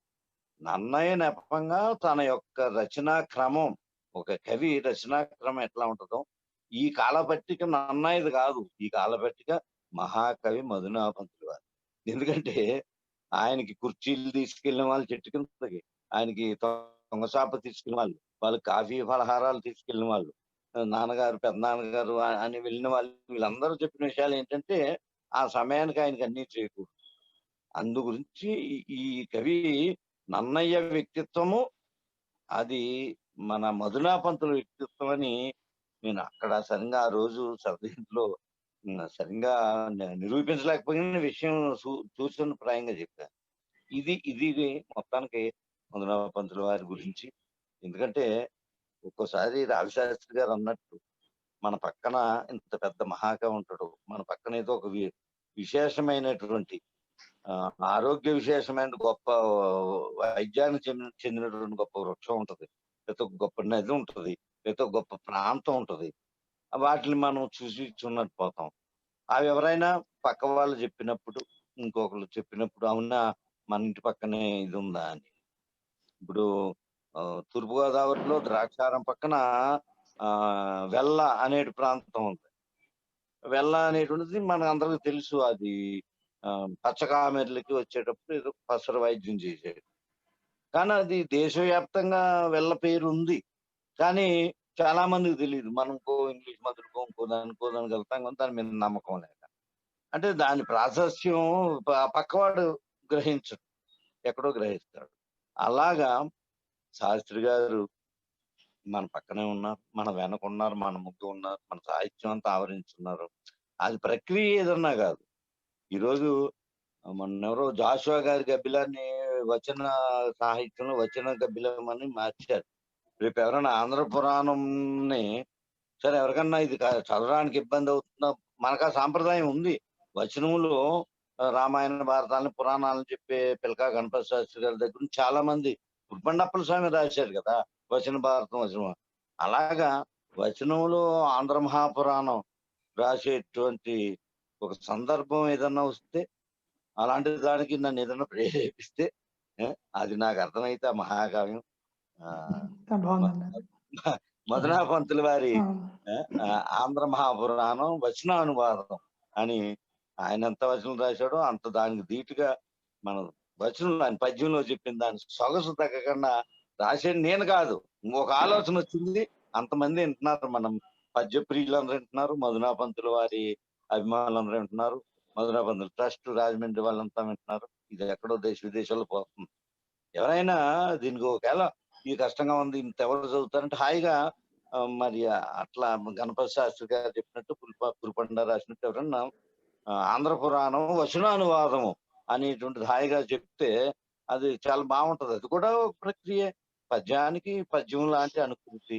అలాంటిది ఏదన్నా మా జీవితంలో వయసు కానీ ఆరోగ్యం కానీ ఇవన్నీ సహకరిస్తే అలాంటిది కూడా ఒక చేసేటువంటి ఆలోచన నేను చేస్తానని చెప్తూ, మరి ఇదిగో ఈ 28వ వర్ధంతి మహాకవికి, ఆ వర్ధంతిలో నన్ను మర్చిపోకుండా పిలిచి మీ అందరి మధ్యకి తెచ్చి ఆ మహాకవికి నివాళులు అర్పించేటువంటి ఒక సదవకాశం కల్పించి మీ అందరికి కూడా హృదయపూర్వక నమస్కారాలు. శాస్త్రి గారికి నివాళులు. నమస్కారం. శ్రీ శిఖామణి గారికి ధన్యవాదాలు. ఇప్పుడు డాక్టర్ ఎస్వి రాఘవేంద్రరావు గారు ఈరోజు కీలక ప్రసంగం చేయనున్నారు. రాఘవేంద్రరావు గారు పద్య కవిత, చదివిన వ్రాసిన చాలా మధురంగా ఉంటుంది. వారు మధునాపంతుల వారికి అత్యంత ఆత్మీయులు. ఈరోజు వీరసంగం విద్యా సంస్థల్లో వారు పనిచేసిన ఆ రోజుల్ని గుర్తు చేసుకుంటూ నాన్నగారి సహోద్యోగిగా వారి శిష్యుడుగా శ్రీ రాఘవేంద్రరావు గారు రచించిన ఎన్నో పద్య కావ్యాలు, వచన కావ్యాలు కూడా దేశవ్యాప్తంగా ప్రసిద్ధి చెందాయి. వారిని ప్రసంగించాల్సిందిగా కోరుతున్నాను.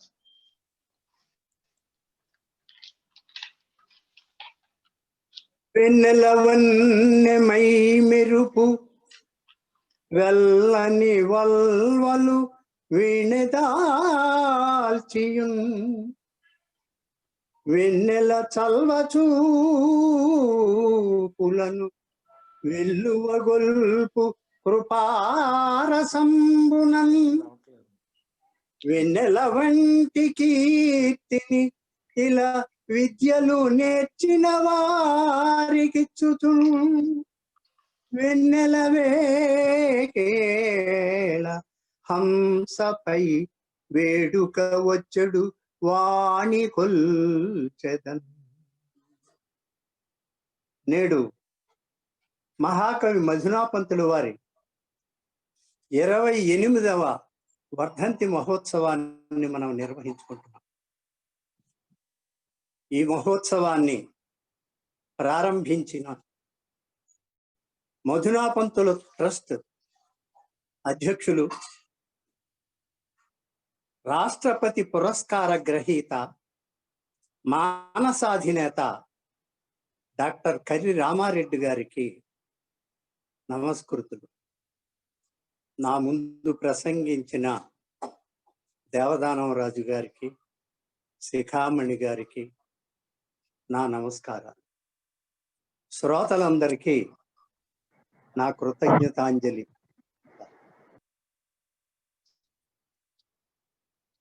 డాక్టర్ మధునాపంతులు సత్యనారాయణ శాస్త్రి గారు రచించిన కావ్యాలన్నిటిలో తలమానికమైనటువంటిది ఆంధ్ర పురాణం. అది ఆధునిక పంచకావ్యాల్లో ఒకటి. ఎన్నో కావ్యాలు ఎందరో రచించారు. ఆధునిక పంచకావ్యాలుగా 5 మాత్రమే ఎన్నిక చేశారు. అందులో ప్రధానమైనటువంటి పాత్రను గ్రహించినటువంటిది, చారిత్రకమైనటువంటి కావ్యాలలో పేరెన్నికగన్న కావ్యంగా దీన్ని చెప్పుకోవచ్చు.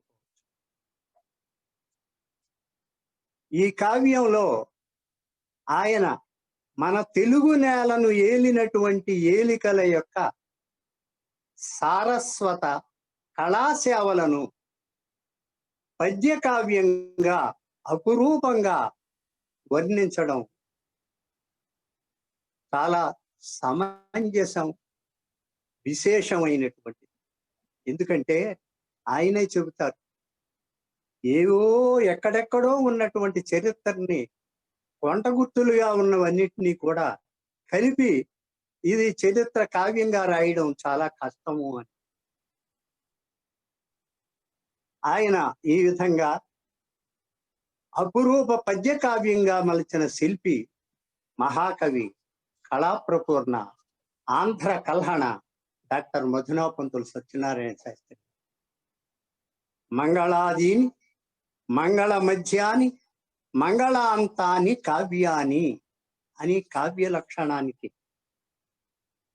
సరిపడేటట్టుగా దాన్ని అనుసరించే ఆయన శ్రీకారంతో కావ్యాన్ని ప్రారంభించడం, ఆ తరువాత దేవిని ప్రార్థిస్తూ వారి ఇలవేల్పుమైనటువంటి కామేశ్వరిని ప్రార్థిస్తూ వారి కావ్యాన్ని ఆశీర్వదించవలసిందిగా ఆమెను అభ్యర్థిస్తూ మొట్టమొదటి పద్యం ప్రారంభించారు ఆయన. శ్రీకారంబును చుట్టినాడ కృతికి ఆశీర్వాదముల్ సేయుమమ్మా కామేశ్వరి, విశ్వలోక జననీ మా తల్లి పుట్టింటి వేల్పై కాపాడుచునున్న అన్నెనరు నాయందింత సారింపుమమ్మా కైమోట్టు భవత్కటాక్షర్ రసభిక్షాభ్యర్థినై భక్తిమై. తన ఆంధ్ర పురాణానికి ఆశీర్వచనాలు ఇవ్వవలసిందిగా వారి ఇలవేల్పైనటువంటి కామేశ్వరీ దేవిని ప్రార్థిస్తూ ఆ కావ్యాన్ని ప్రారంభించడమే కాక నవపర్వ విలసితమైనటువంటి ఆంధ్ర పురాణాన్ని నవపద్య విలసితమైనటువంటి కావ్యంగా ఆయన మంగళాశాసనంతో అంతం చేశారు. ఆ శ్రీరంగధామేశ్వరిని 9 పద్యాల్లో అభివర్ణించి కావ్యాన్ని ముగించడం, దేవిని ప్రార్థించి కావ్యాన్ని మొదలు పెట్టడం, అలాగే దేవిని ప్రార్థించి అంతం చేయడం అనేటటువంటి ఇది చాలా ప్రత్యేకమైనటువంటి ప్రక్రియ. శతధా క్లుప్త సహస్రధాకా వివృత లక్ష్యానేకశః కోటిశస్తత విశ్వోదయ రమ్య రమ్యతర శశ్వతృష్టి కళ్యాణి ఆరతి పాత్రంబును ఎత్తు ముమ్మొదలి పేరంటాలివవు నీదు కంటితుదం వెల్గు వికుంఠనాయక చిరంటి ఆంధ్ర సామ్రాజ్యముల్. ఈ చరాచర సృష్టికి చక్కగా కాపాడుతూ ఉన్నటువంటి ఆ దేవికి మొట్టమొదటి ఆరతిని సమర్పించేటటువంటి ఆ శ్రీరంగధామేశ్వరి ఈ తెలుగు రాజ్యాల్ని, తెలుగు సామ్రాజ్యాల్ని వెలిగించుగాక, తన కంటి తొదలతో తమ కటాక్షంతో చూచుగాక అని కావ్యాన్ని ఆయన ముగించడం, ఆ మంగళాశాసనంతో ముగించడం చాలా గొప్ప విషయం. రసరమ్య భరితమైన ఆంధ్ర పురాణంలోని ప్రతి పద్యం హృద్యం. శ్రీకృష్ణదేవరాయ పర్వంలో విజయనగర వైభవాన్ని ఎంత గొప్పగా వర్ణించారో ఒక చిన్న తేటగీతిలో ఆ గొప్పతనాన్ని అంతటిని చెప్పడం జరిగింది. అన్యదేశీయులకు మణిగగ్రసరులు, అన్యదేశీయులకు మణిగగ్రసరులు కొనుటకై వచ్చి దుగ్ధదోహనముగాగా పిండుకొనుచున్న తన పొదుగు ఎండనీని, తన పొదుగు ఎండనీని నైజికీమణి ఇచటి రత్నాల విపణి. ఆ విద్యానగరం వైభవం అంతా విపణిలోనే చెప్పాడు. విపణి అంటే బజారు. ఆ విపణి వీధిలో రత్నాలు రాసులుగా పోసి అమ్ముతారు. అన్య దేశీయులందరూ వాటిని కొనుక్కోవడానికి దేశాల నుంచి వారు వస్తారు. ఈ విపణి ఎటువంటిది అంటే పొదుగు ఎండనేని వయస్సులో ఉన్నటువంటి గోమాత. వయస్సులో ఉన్న గోవు ఎంత పిండినప్పటికీ కూడా పాలని ఏకధారగా వర్షధారగా ఇచ్చేటటువంటి అటువంటి గోవు ఈ రత్నాల విపణి. ఆ కొనడానికి వచ్చినటువంటి వారు ఎన్ని కావలసినా వారికి కావలసినన్ని ఇస్తూనే ఉండేటటువంటి ఆ విపణి. అంచేత ఈ ఒక్క పద్యంతో శ్రీకృష్ణదేవరాయలు పరిపాలించినటువంటి విద్యానగర వైభవాన్ని వివరించారు. ఇక విజయనగరంలోని ఆ విశేషాల్ని, ఆ గొప్పతనాన్ని చెప్పిన తర్వాత తంజావూరు, మధుర అనేటటువంటి ఆ 2 సంస్థానాల యొక్క గొప్పతనాన్ని, అంటే తెలుగు అక్కడ విలసిల్లింది, ఆ రాజులు తెలుగును ఆదరించారు అనేటటువంటి విషయాన్ని చెప్పకుండా చెప్పారు. చూడండి, విజయనగర రాజ్య విభవం పూచిన పూలలోన, విజయనగర రాజ్య విభవం పూచిన పూలలోన 2 పూలు తునిమి, ఆ పువ్వుల్లో 2 పూల్ని తులుముకొని ఉప్పునందు తురుముకొనుచూ సింహావలోకనము చేసుకొనియే తెనుగుపడతి. తెనుగుపడతి విజయనగర రాజ్య వైభవం పూచినటువంటి 2 పూలలో, ఆ పూలలో అనేకమైన పూలలో 2 పువ్వులు పోసుకొని తన కొప్పులో అక్కడేమో తునిమి ఈ కొప్పులో తురుముకున్నది, పైగా సింహావలోకనం చేసుకున్నది. ఆ వైభవానికి ఈ వైభవానికి తేడా గమనించడం. సింహం అనేటటువంటిది 2 అడుగులు ముందుకు వేసి వెనక్కి చూస్తుందట, అది సింహావలోకనం. ఆ సింహావలోకనం అనేటటువంటి పదాన్ని ఎంత చక్కగా ప్రయోగించారు మధునా పంతులు వారు. వాక్యం రసాత్మకం కావ్యం అని విశ్వనాథుడు చెప్పిన భావాన్ని ఎంత రసరమ్యంగా శాతవాహన పర్వంలో చెప్పారు శాస్త్రి గారు. వినండి. మానవుని జీవితం మేలైన కబ్బము, మానవుని జీవితము మేలైన కబ్బము, సత్కవి ఏరిన బిందువు ఒకటి ఒక మహాకావ్యమౌ. ఆ జీవితంలో అనేకమైనటువంటి ఘట్టాలు జరుగుతుంటాయి మానవుని జీవితంలో. అందులో ఒక్క ఘట్టాన్ని తీసుకొని చెప్పినటువంటిదే ఒక మహాకావ్యం అవుతుంది.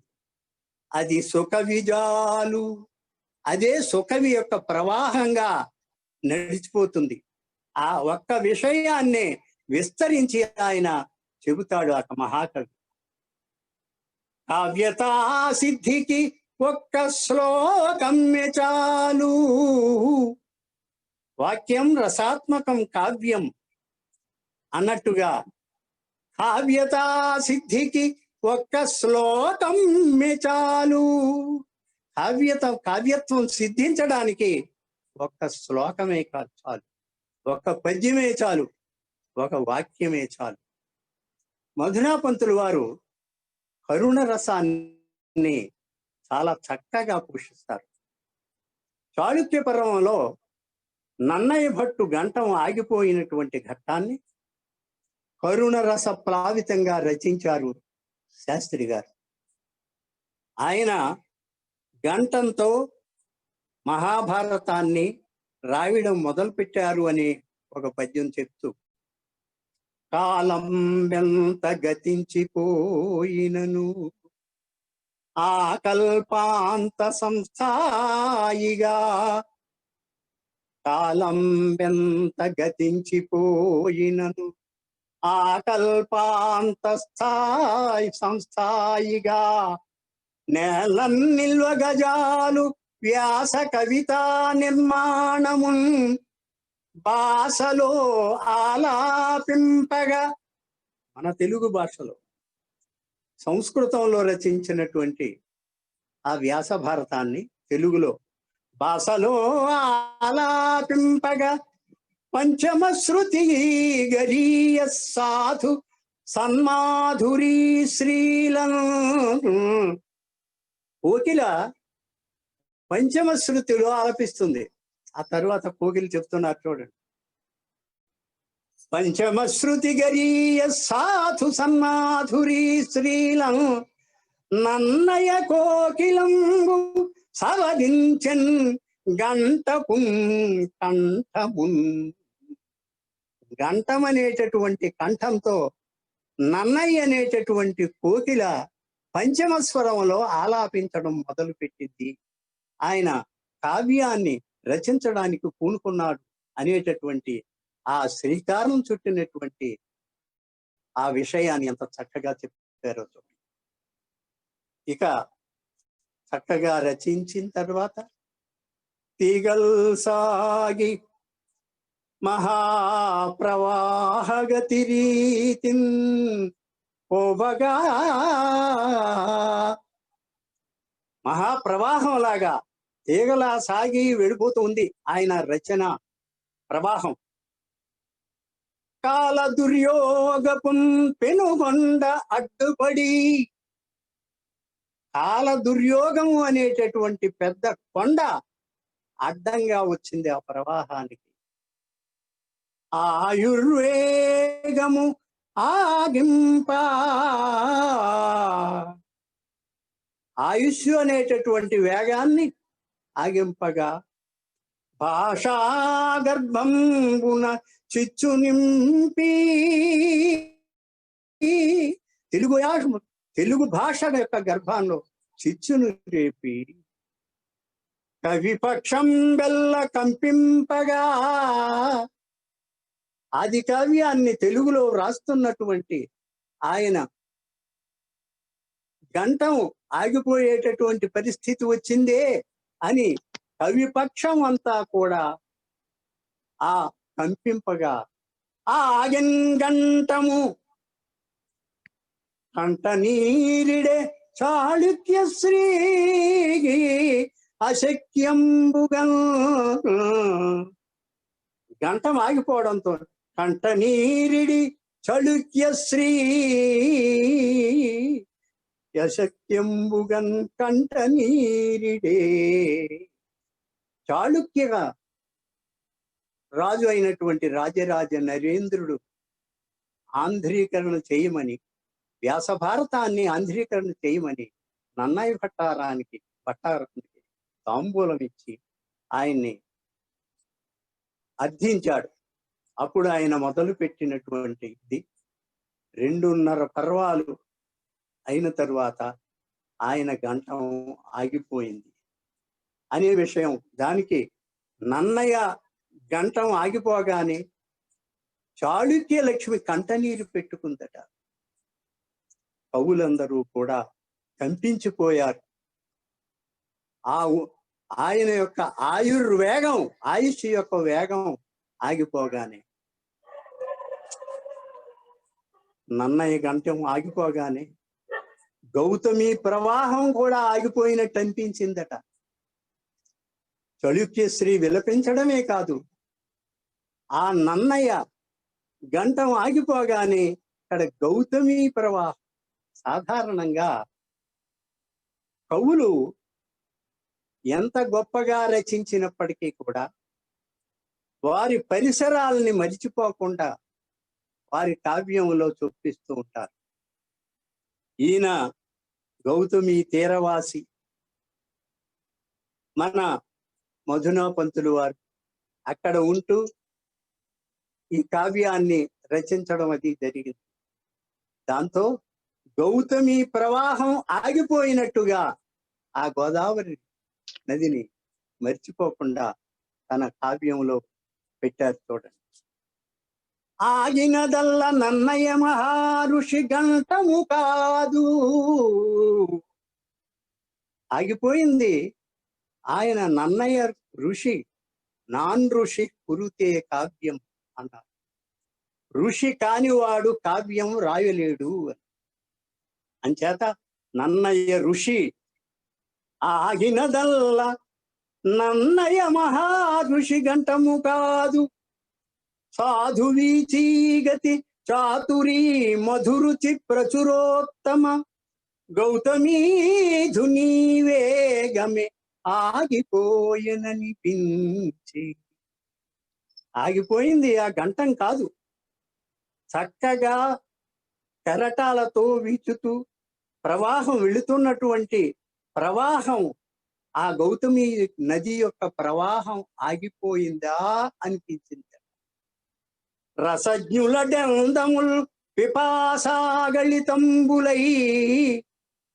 పరవశత్వమునందే అమంద వేదనం.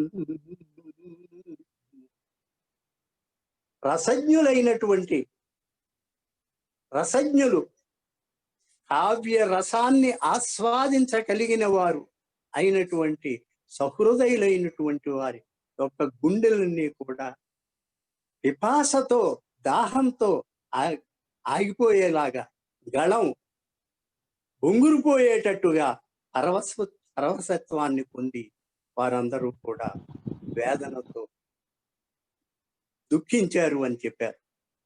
శాతవాహన పర్వంలో కావ్యహోమ ఘట్టం కూడా ఇటువంటి కరుణ రసార్ద్రమైన ఘట్టమే. మధునాపంతులు వారితో నాకు గల పరిచయాన్ని కొంచెం తెలియజేయడం నా విధిగా భావించి, వారితో ఉన్నటువంటి నా అనుబంధం, ఎందుకంటే వారికి నా కావ్యాన్ని అంకితం చేశాను. వసివాడు పసిమొగ్గలు అనేటటువంటిది. తరువాత అనేకమైనటువంటి సభలలో వారు ఆయన నా చేత కావ్యగానం చేయించారు. అంత అభిమానం వారికి నేనంటే. 1971లో నేను వీరేశలింగం ఆస్తిక జూనియర్ కళాశాలలో తెలుగు అధ్యాపకునిగా వచ్చాను. అప్పుడు నేను కాకినాడ నుంచి మల్లాడి సత్యలింగం నాయకర్ చార్టీసు ఉన్నత పాఠశాల నుంచి అక్కడి నుంచి ఇక్కడికి వచ్చాను. అప్పుడు అక్కడ మా గురువు గారు అయినటువంటి దువ్వూరి సూర్యనారాయణ శాస్త్రి గారు, ఆయన కవి శిరోమణి అని బిరుదు, నీలకంఠ విజయం, అహల్య మొదలైనటువంటి కావ్యాలు రచించారు. అక్కడ వీరేశలింగం హై స్కూల్లో మహా పండిత కవి, విద్వత్ కవి అయినటువంటి మధునాపంతులు సత్యనారాయణ శాస్త్రి గారు ఉన్నారు. వారిని తప్పకుండా కలుసుకో అని చెప్పారు.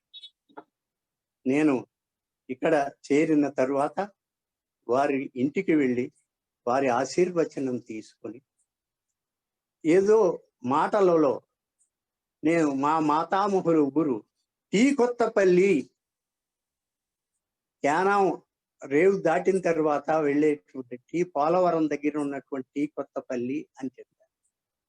అప్పుడు ఆయన ప్రక్కనే ఉన్నటువంటి పోలవరం మా మాతామహుల ఊరు, ఆకొండి వారు వైద్యం చేసేటటువంటి వారు మా మాతామహులు అని చెప్పడంతో నాకు అమితమైనటువంటి ఆనందం కలిగింది.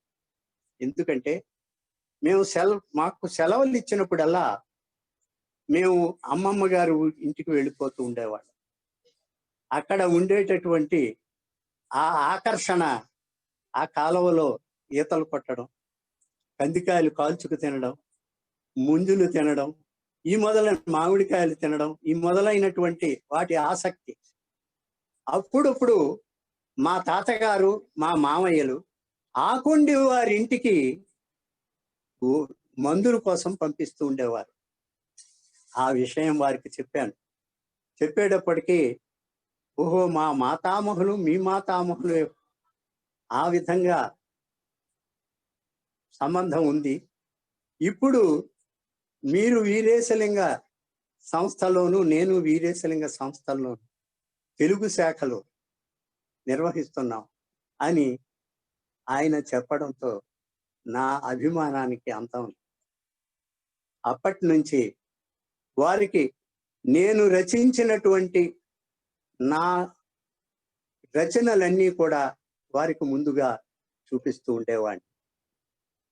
ఒకే ప్రాంగణంలో ఆయన ఉన్నత పాఠశాలలో తెలుగు పండితులు, నేను కళాశాలలో తెలుగు అధ్యాపకులుగా ఇద్దరం ఇంచుమించు 4.5 సంవత్సరాలు కలిసి పనిచేశాం.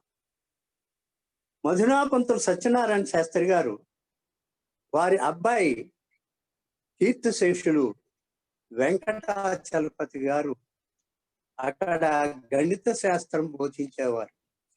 ఇద్దరూ ఒకే హై స్కూల్లో పనిచేశారు. అలాగే నేను, మా నాన్నగారు మల్లాడి సత్యలింగం నాయకర్ చార్టీసు ఎలిమెంటరీ స్కూల్లో, ప్రాథమిక పాఠశాలలో కలిసి పనిచేశాం. ఆ విధంగా మాకు కొంత సామీప్యం ఉంది.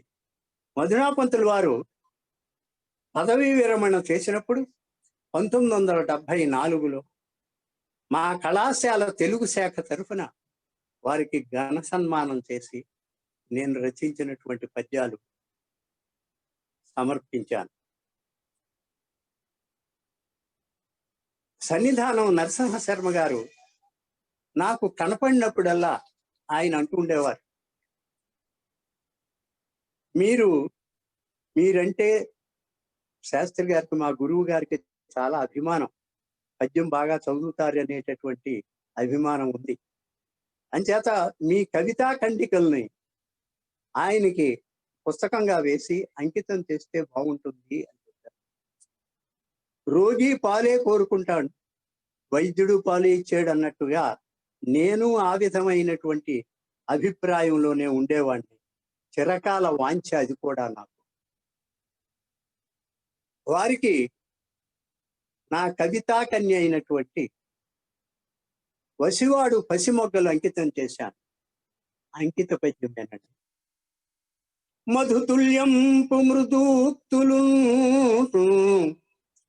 సుకవిత మాధుర్య సౌగంధ్యముల్ బుధ సమ్మానిత సాధువర్తనము మీ పుణ్యం పుటాదర్శముల్ అధిక ప్రేమను కూర్చే మత్సుతకు దివ్యాత్మా కళాపూర్ణ శ్రీ మధునాపంతుల శాస్త్రివర్య, శ్రీ మధునాపంతుల శాస్త్రివర్య పొనుమా మత్కావ్య కన్యామణి అని వారికి అంకితం చేశాను. ఆ సందర్భంలో అంటే వారు జీవించి ఉండగా నాకు వారికి అంకితం చేసే భాగ్యం నాకు కలగలేదు. డిటిపి అవుతుండగా మధునాపంతులు వారి పెద్దబ్బాయి అయినటువంటి వెంకటాచలపతి గారు అకస్మాత్తుగా స్వర్గస్థులయ్యారు. దాంతో నా పుస్తకంలో వారి ఫోటో వేసి దాని కింద వారిని గూర్చినటువంటి నాకు ఆయన మీద ఉండేటటువంటి అభిప్రాయాన్ని ఈ క్రింది విధంగా సుమాంజలి అని వేసి ఆ పద్యాన్ని అచ్చొత్తించాను. ఆమని పల్కరించునటులు అంచిత భాషణ, ఆమని పల్కరించినటులు అంచిత భాషణ తండ్రి ఓలెను ఆ కోమల సార్ద్రమానసము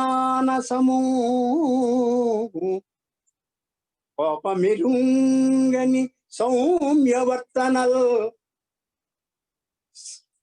సీమలు లేని ఆదృతియు. ఎంతో ఆదరభావంతో మాట్లాడేవారు, ఎంతో సంస్కారవంతంగా. స్నేహము భూషణముల్ గుణాకరా ధీమణి వెంకటాచలపతి సుకృతి కొనుమా సుమాంజలిన్. ధీమణి వెంకటాచలపతి సుకృతి కొనుమా సుమాంజలిన్. నా పసిమొగ్గలు వసివాడు పసిమొగ్గలు అనేటటువంటి కవిత సంపుటిని ఆవిష్కరింపచేసినటువంటి ఆంధ్ర పద్య కవితా సదస్సు. వారి ఆధ్వర్యంలో ఆచార్య బేతవోలు రామబ్రహ్మం గారి ఆధ్యక్ష్యంలో చక్కగా నిర్వహింపబడింది. దానికి ఆ కృతిని స్వీకరించడానికి మధునాపంతులు వారి సోదరులైనటువంటి సూరయ్య శాస్త్రి గారు రాజమహేంద్రవరం సభకు విచ్చేసి ఆ కృతిని స్వీకరించి నన్ను సన్మానించి నాకు వస్త్రాలు సమర్పించారు. ఆ కావ్యాన్ని నేడు మహామహోపాధ్యాయ బిరుదాంచితులైనటువంటి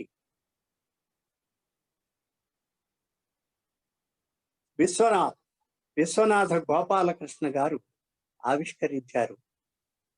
సమీక్షకులు డాక్టర్ గరికిపాటి మహా సహస్రావధాని డాక్టర్ గరికిపాటి నరసింహారావు గారు, ఇంకొక సహస్రావధాని డాక్టర్ కడిమిళ్ళ వరప్రసాద్ గారు, కాకినాడ కందుకూరి శ్రీరామచంద్రమూర్తి గారు.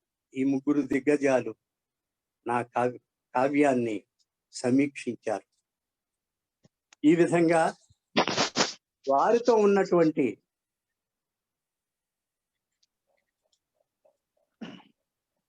మాస్టర్కి 5 నిమిషాల్లో 5 నిమిషాల్లో అలాగ అనేకమైనటువంటి సభలలో వారు నాకు వారి కావ్యాన్ని గానం చేసేటటువంటి అదృష్టాన్ని కలిగించారు. వీరేశలింగం ఆస్తిక కళాశాలలో జరిగినటువంటి కవి సమ్మేళనంలో, ఛాంబర్ ఆఫ్ కామర్స్ వారి ఉగాది కవి సమ్మేళనంలో, తరువాత రాన్మహేంద్రి పద్య విజయమని వారి ప్రథమ వర్ధంతి సందర్భంగా ఒక సాహితీ రూపకాన్ని ప్రదర్శించడం జరిగింది. దానికి సూరయ్య శాస్త్రి గారు, మధునాపంతులు సత్యనారాయణ శాస్త్రి గారి పాత్రను వారు వేశారు. నేను శ్రీపాద కృష్ణమూర్తి శాస్త్రి గారి పాత్రను నేను నిర్వహించాను. ఈ విధంగా వారు నా ఎడ ఎంతో అభిమానాన్ని చూపించడం జరిగింది. వారి మానస పుత్రిక అయినటువంటి శరణ్ మండల్లో ఉపన్యసించేటటువంటి అవకాశం నాకు కలిగింది. ఋషులో సిద్ధార్థులో గురువృత్తింగుని తెల్విజోతినిడి మీకు పేరు తేజాలు పల్వురు శిష్యోత్తములన్ గడించితిరి ఈ లోకంబే ధన్యం బగున్ చిరతేజామిముగాంచి మీరు ఋషులో సిద్ధార్థులో నాన్ ఋషి కురుతే కావ్యమటన్న పండితుల సూక్తుల్ కోర్పవే నిశ్చితుల్. సుధా మధురాంధ్ర పురాణకర్త ధన్యుడవు ఆంధ్రిపత్రికను స్థాపన చేసిన దేశభక్త మూర్ధన్యుడవు. ఆంధ్ర పద్య కవితావరివస్యకు స్ఫూర్తివి ఆత్మ చైతన్యుడవు ఆంధ్ర కల్హణ సుధా మధురాంధ్ర పురాణకర్త సమ్మాన్యుడవు ఆశిషం వసగుమా కవితా కళకును మహాకవి. చివరిగా రాన్మహేంద్ర పురీంద్ర గౌరవ పతాక ఆంధ్రుల భుజ శక్తి అతులిత ఘన కీర్తి వీణుల విందుగా వినిచెనెవరు ఆంధ్ర కళాలక్ష్మి అందాలు చిందగా స్థిర రూపమిచ్చిన శిల్పి ఎవరు మచ్చునకే నీయు పెచ్చుమాటాడని పరహిత మృదుమిత భాషి ఎవరు ఆడంబరములేని అతి సాధుమూర్తి అయి ఒరుల జోలికి పోని యోగి ఎవరు ఆడంబరములేని యతి సాధుమూర్తి అయి ఒరుల జోలికి పోని యోగి ఎవరు అట్టి అకలంక మధుమూర్తి అనఘ కీర్తి రాన్మహేంద్ర పురీంద్ర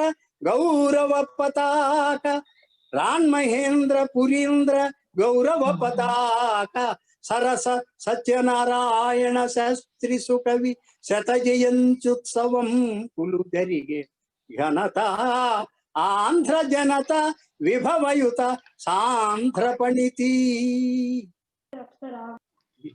అవకాశం కల్పించినటువంటి కార్యకర్తలందరికీ, ముఖ్యంగా మధునా పంతుల ట్రస్ట్ వారికి నా కృతజ్ఞతాంజలి. నమస్కారం. శ్రీ రాఘవేంద్రరావు గారి అద్భుత ఉపన్యాసం మధునా పంతుల వారి సాహిత్యాభిమానులందరికీ అమృతప్రాయంగా ఉంది. ఇప్పుడు శ్రీ మధునా పంతుల సత్యనారాయణమూర్తి సత్యనారాయణ శాస్త్రి గారు ఎక్కడైతే తన కార్యస్థానంగా చేసుకునే సాహిత్యాన్ని కొనసాగించారో అదే ఆంధ్రీ కుటీరం ఇప్పటికీ 80 సంవత్సరాలుగా కొనసాగిస్తున్న సంచాలకులు ఆంధ్రీ కుటీరం నుంచి వారు తమ సందేశాన్ని వినిపిస్తారు. మధునా పంతుల సత్యనారాయణమూర్తి గారు స్వాగతం.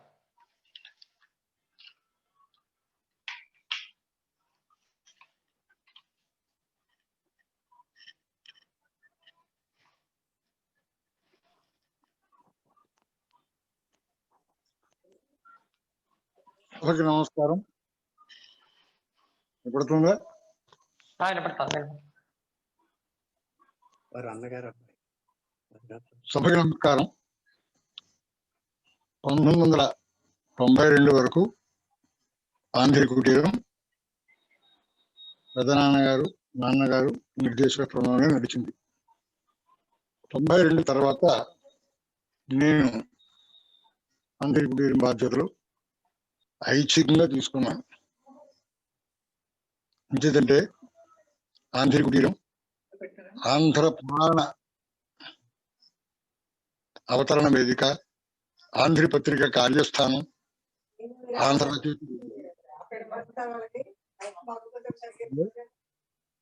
ఆంధ్ర రచయితలు రచించిన చోటు ఇక్కడే నేను ఉంటున్నాను.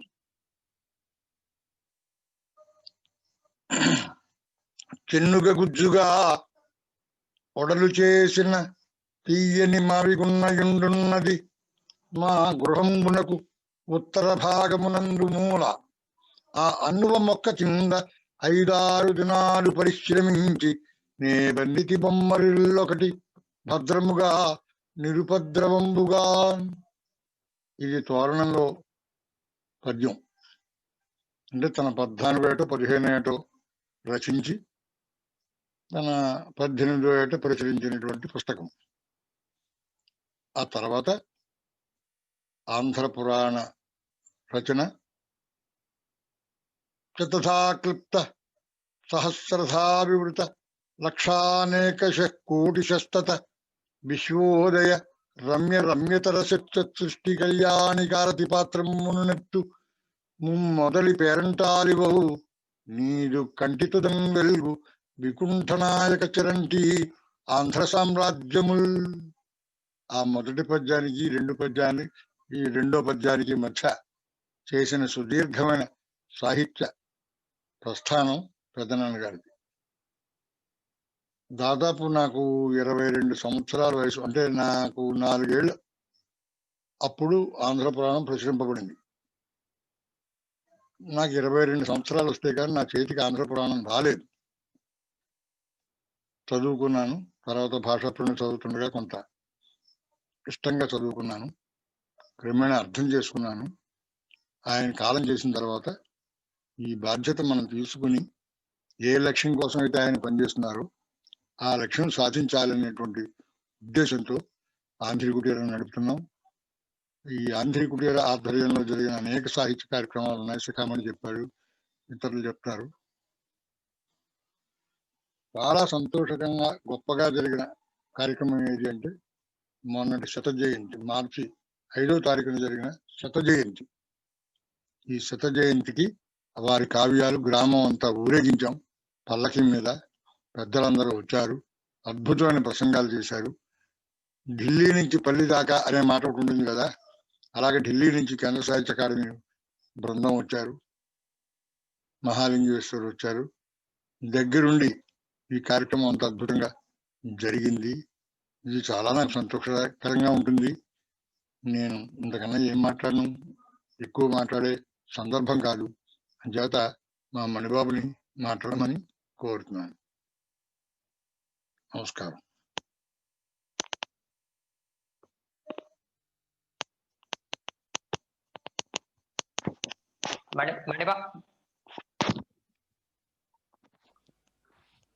మణిబాబు గారికి స్వాగతం. నమస్కారం అండి. కాకినాడకి చెందిన యువ సాహితీవేత్త, మంచి వక్త, కవి అవధానుల మణిబాబు గారు ఆంధ్ర రచయితలపై పల్లిపాలెంలో శత జయంతి సభల్లో చేసిన అద్భుత విశ్లేషణ ఎందరో సాహిత్య ప్రియులను అలరించింది. వారిని ఈ రోజు సభలో ప్రసంగించాలని కోరుతున్నాం. అందరికీ నమస్కారం అండి. వినిపిస్తోందా సార్? వినిపిస్తోందండి.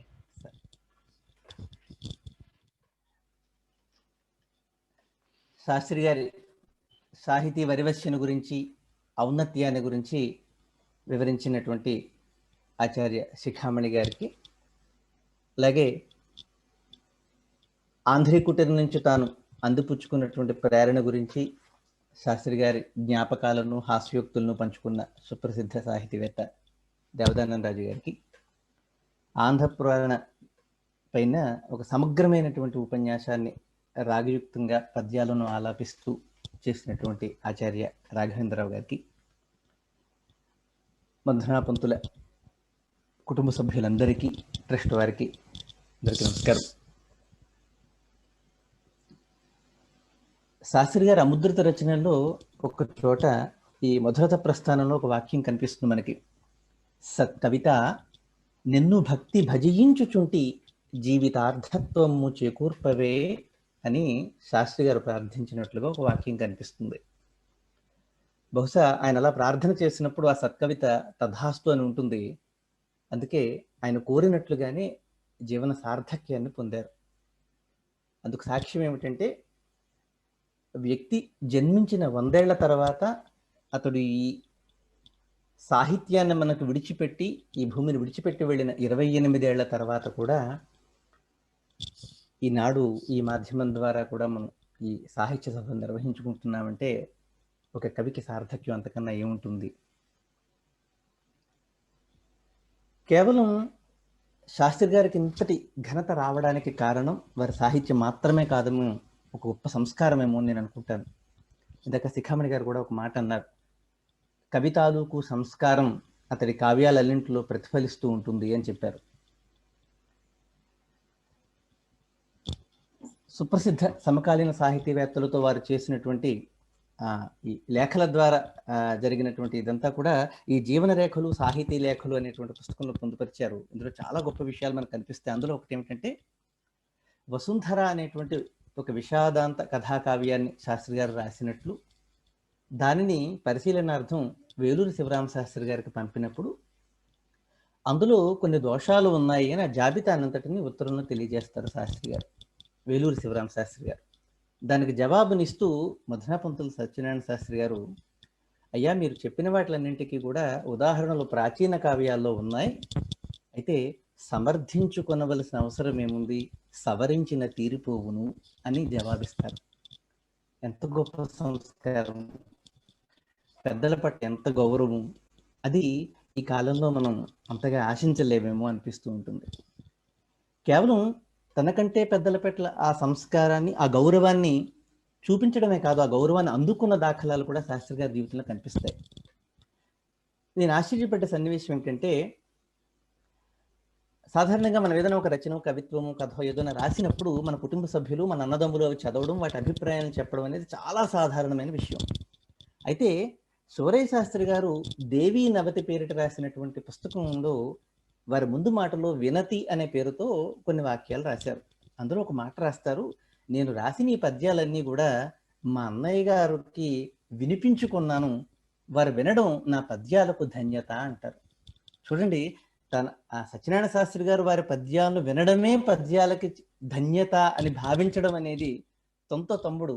అంటే వారిని ఎంత ఉన్నతమైనటువంటి స్థితిలో సమకాలీన వాళ్ళ కుటుంబ సభ్యులు కూడా ఎంతగా గౌరవించుకున్నారు, ఎంత గొప్ప వ్యక్తిత్వం ఉన్నప్పుడు మాత్రమే అది సాధ్యం అవుతుందనడానికి ఇది ఒక ఉదాహరణగా అనిపిస్తూ ఉంటుంది. మూడవది ఏంటంటే కావ్య రచనలో కనిపించేటువంటి ఒక సంయమనం కనిపిస్తుంది. అందుకే గడియారం వెంకటసాక్షి శాస్త్రి గారు అంటారు, పొలిమేరలు దాటిపోకుండా కలము కదిలించు నేర్పు అంటారు శాస్త్రి గారిది. అంటే చాలా మంది కవిత్వం రాసేవాళ్ళు ఎవరైనప్పటికీ కూడా ఆ ఆవేశంలో ఎక్కడ ఆపాలో అక్కడ ఆపలేకపోవడం అనేది ఒక లోపంగా ఉంటుంది. అలా కాకుండా ఏది ఎంతవరకు చెప్పాలో అక్కడి వరకు మాత్రమే చెప్పి విడిచిపెట్టడం శాస్త్రి గారి ఘనత అని వాళ్ళందరూ కూడా ప్రశంసించారు. ఒక్క ఉదాహరణ చెప్పుకుందాం.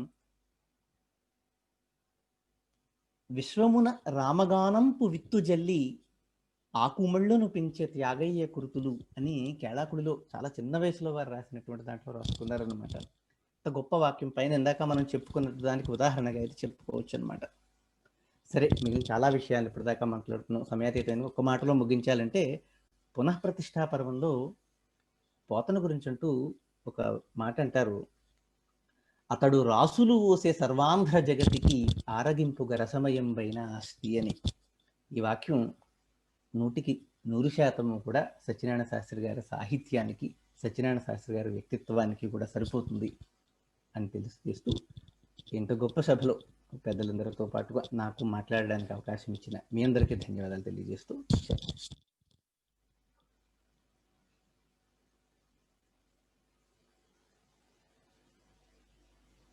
మణిబాబు గారు చాలా బాగుంది. ఎంత బాగా చెప్పారు. తక్కువ సమయంలో ఎన్నో విషయాలు చెప్పారు.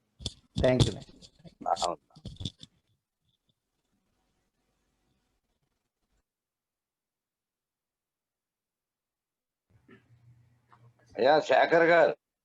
అయ్యా, ఇప్పుడు సత్యనారాయణ శాస్త్రి గారి ముని మనవరాలు మా అమ్మాయి మధురాపతుల సంహిత కొన్ని మాటలు మాట్లాడతా అని చెప్పింది తాతగారి మీద. సంహిత. అందరికీ నమస్కారం. ఇక్కడ ఆన్లైన్ ప్లాట్ఫామ్ లో మైక్ టెస్ట్లు అవన్నీ ఉండవు కాబట్టి ఒకసారి నా ఆడియో క్లియర్ గానే ఉందా కన్ఫర్మ్ చేయగలరా హోస్ట్? బాగుందమ్మా. అందరికీ నమస్కారం. మా ముత్తాత గారి గొప్పతనం వారి శత జయంతి సందర్భంగా జరిగిన సభల్లో పాల్గొన్నప్పుడు నాకు తెలిసింది. అప్పటిదాకా మా అమ్మ నాన్న చెప్పగా వినడమే. అందువలన ముత్తాత గారి రచనలు ఎలాగైనా చదవాలని కోరిక కలిగింది. సభలలో ఆంధ్ర పురాణంలోని అవతారిక ఇంకా కావ్యమ ఘట్టం గురించి విన్నప్పుడు వాటి గురించి ముఖ్యంగా చదవాలని అనుకున్నాను. మా పల్లిపాలెం తాతగారిని అడిగిన వెంటనే చాలా సంతోషంతో ప్రతిరోజు వాట్సాప్ ద్వారా నాకు పద్యాల అర్థం వివరించారు. అవతారికలో ముత్తాత గారు ఆంధ్ర రాజుల గురించి ఉన్న తాటాకులు పాడైపోయాయని, శిల్పాలు అందపోయాయని, ఇలా తెలుగువారి చరిత్ర పూర్తిగా తెలియకుండా అయిపోయిందని అన్నారు. అది చదివిన వెంటనే నాకు షేక్స్పియర్ రాసిన 55వ సానెట్ గుర్తొచ్చింది, not marble Nar gilded monuments. అందులో అంటారు, రాజులు ఎన్ని మాన్యుమెంట్స్ కట్టినా కానీ, ఎన్ని శిల్పాలు చెక్కించినా కానీ కాలం గడిచే కొద్దీ ఇవి పాడైపోతాయి, కూలిపోతాయి అన్నారు. కానీ తాను రాసిన పద్యాలలో ఈ రాజులు సజీవంగా ఉంటారని అన్నారు. నాకు ముత్తాత గారి పద్యాలు కూడా ఇంతేనేమో అని అనిపించింది. రాజులు, కవులు ఆయన పద్యాల్లో సజీవంగా ఉంటారని. అవతారికంలో నాకు బాగా నచ్చినది, ముత్తాత గారు వారి తండ్రి గారుకి ఆంధ్ర పురాణం అంకితం ఇద్దామని అనుకుంటున్నప్పుడు చెబుతూ, ఈ కృతులకు ఎవరు కర్త ఎవరు భర్త అంటారు. అంకితం ఇవ్వడం గురించి రాస్తూ ఇంత లోతైన ఆధ్యాత్మికతను ఎలా ఇమిడ్చారని అనిపించింది నాకు. రాజులు, గ్రంథాలు అంకితం ఇవ్వడం ఇవన్నీ నాకు తెలియదు. కానీ ఎప్పుడో ముత్తాత గారు ఇవి ఎప్పుడో రచించిన ఈ భావాలు ఈ కాలంలోని కవులకు కూడా ఈ భావాలు తెలియాలి. ఎవరో కాదన్నారని ఒక రచన విలువ తగ్గిపోదని చదివాక నాకు అర్థమైంది. ఈనాటి యువ రచయితలు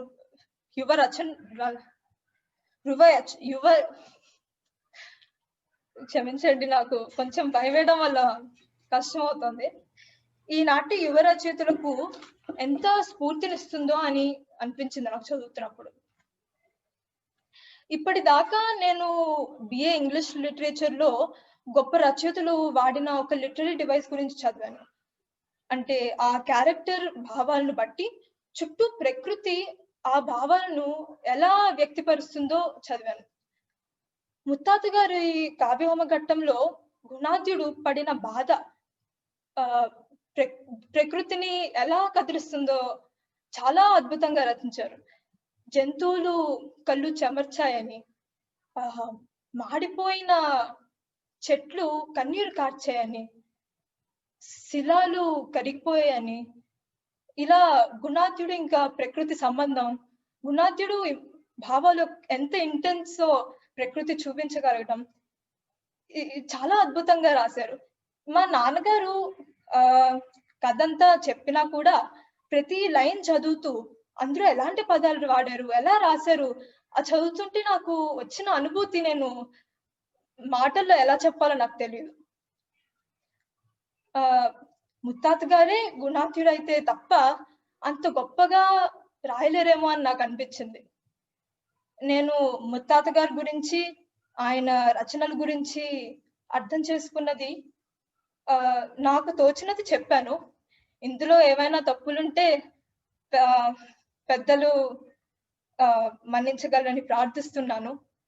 నేను ఈ రోజు పంచుకునే ఈ భావాలను మహాకవి అయిన మా ముత్తాత గారి పాదాల యందు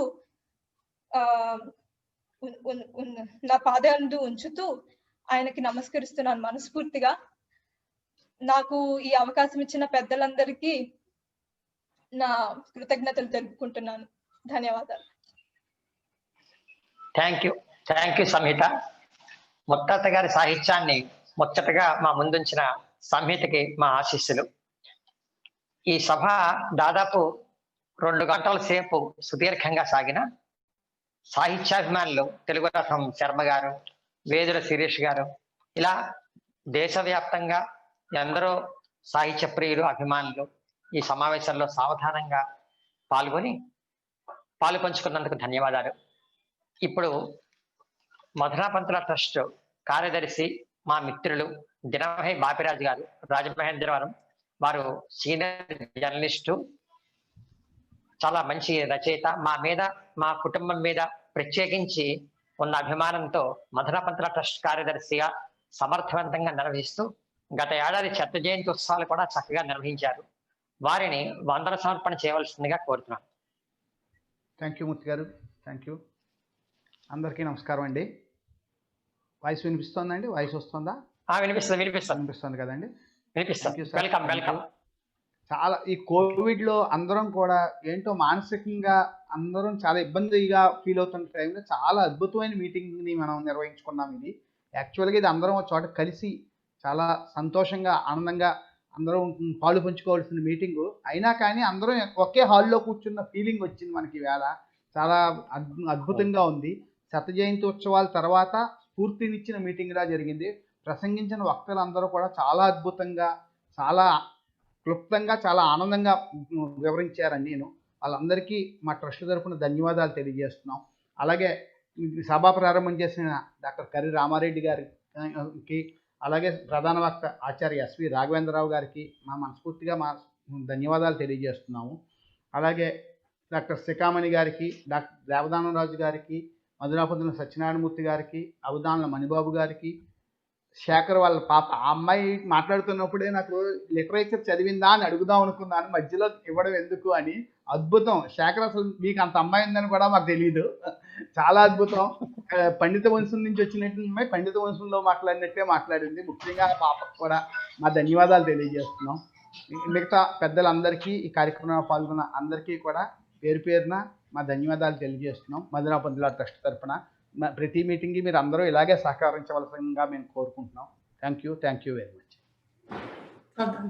ధన్యవాదాలు బాబు. ముఖ్యంగా దీనిని సమన్వయం చేసిన మధునామూర్తి గారికి, శేఖర్ వాళ్ళ అమ్మగారికి, వీళ్ళందరికీ కూడా మా ట్రస్ట్ తరఫున ధన్యవాదాలు తెలియజేస్తున్నాం.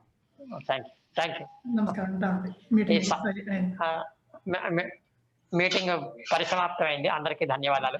శుభరాత్రి.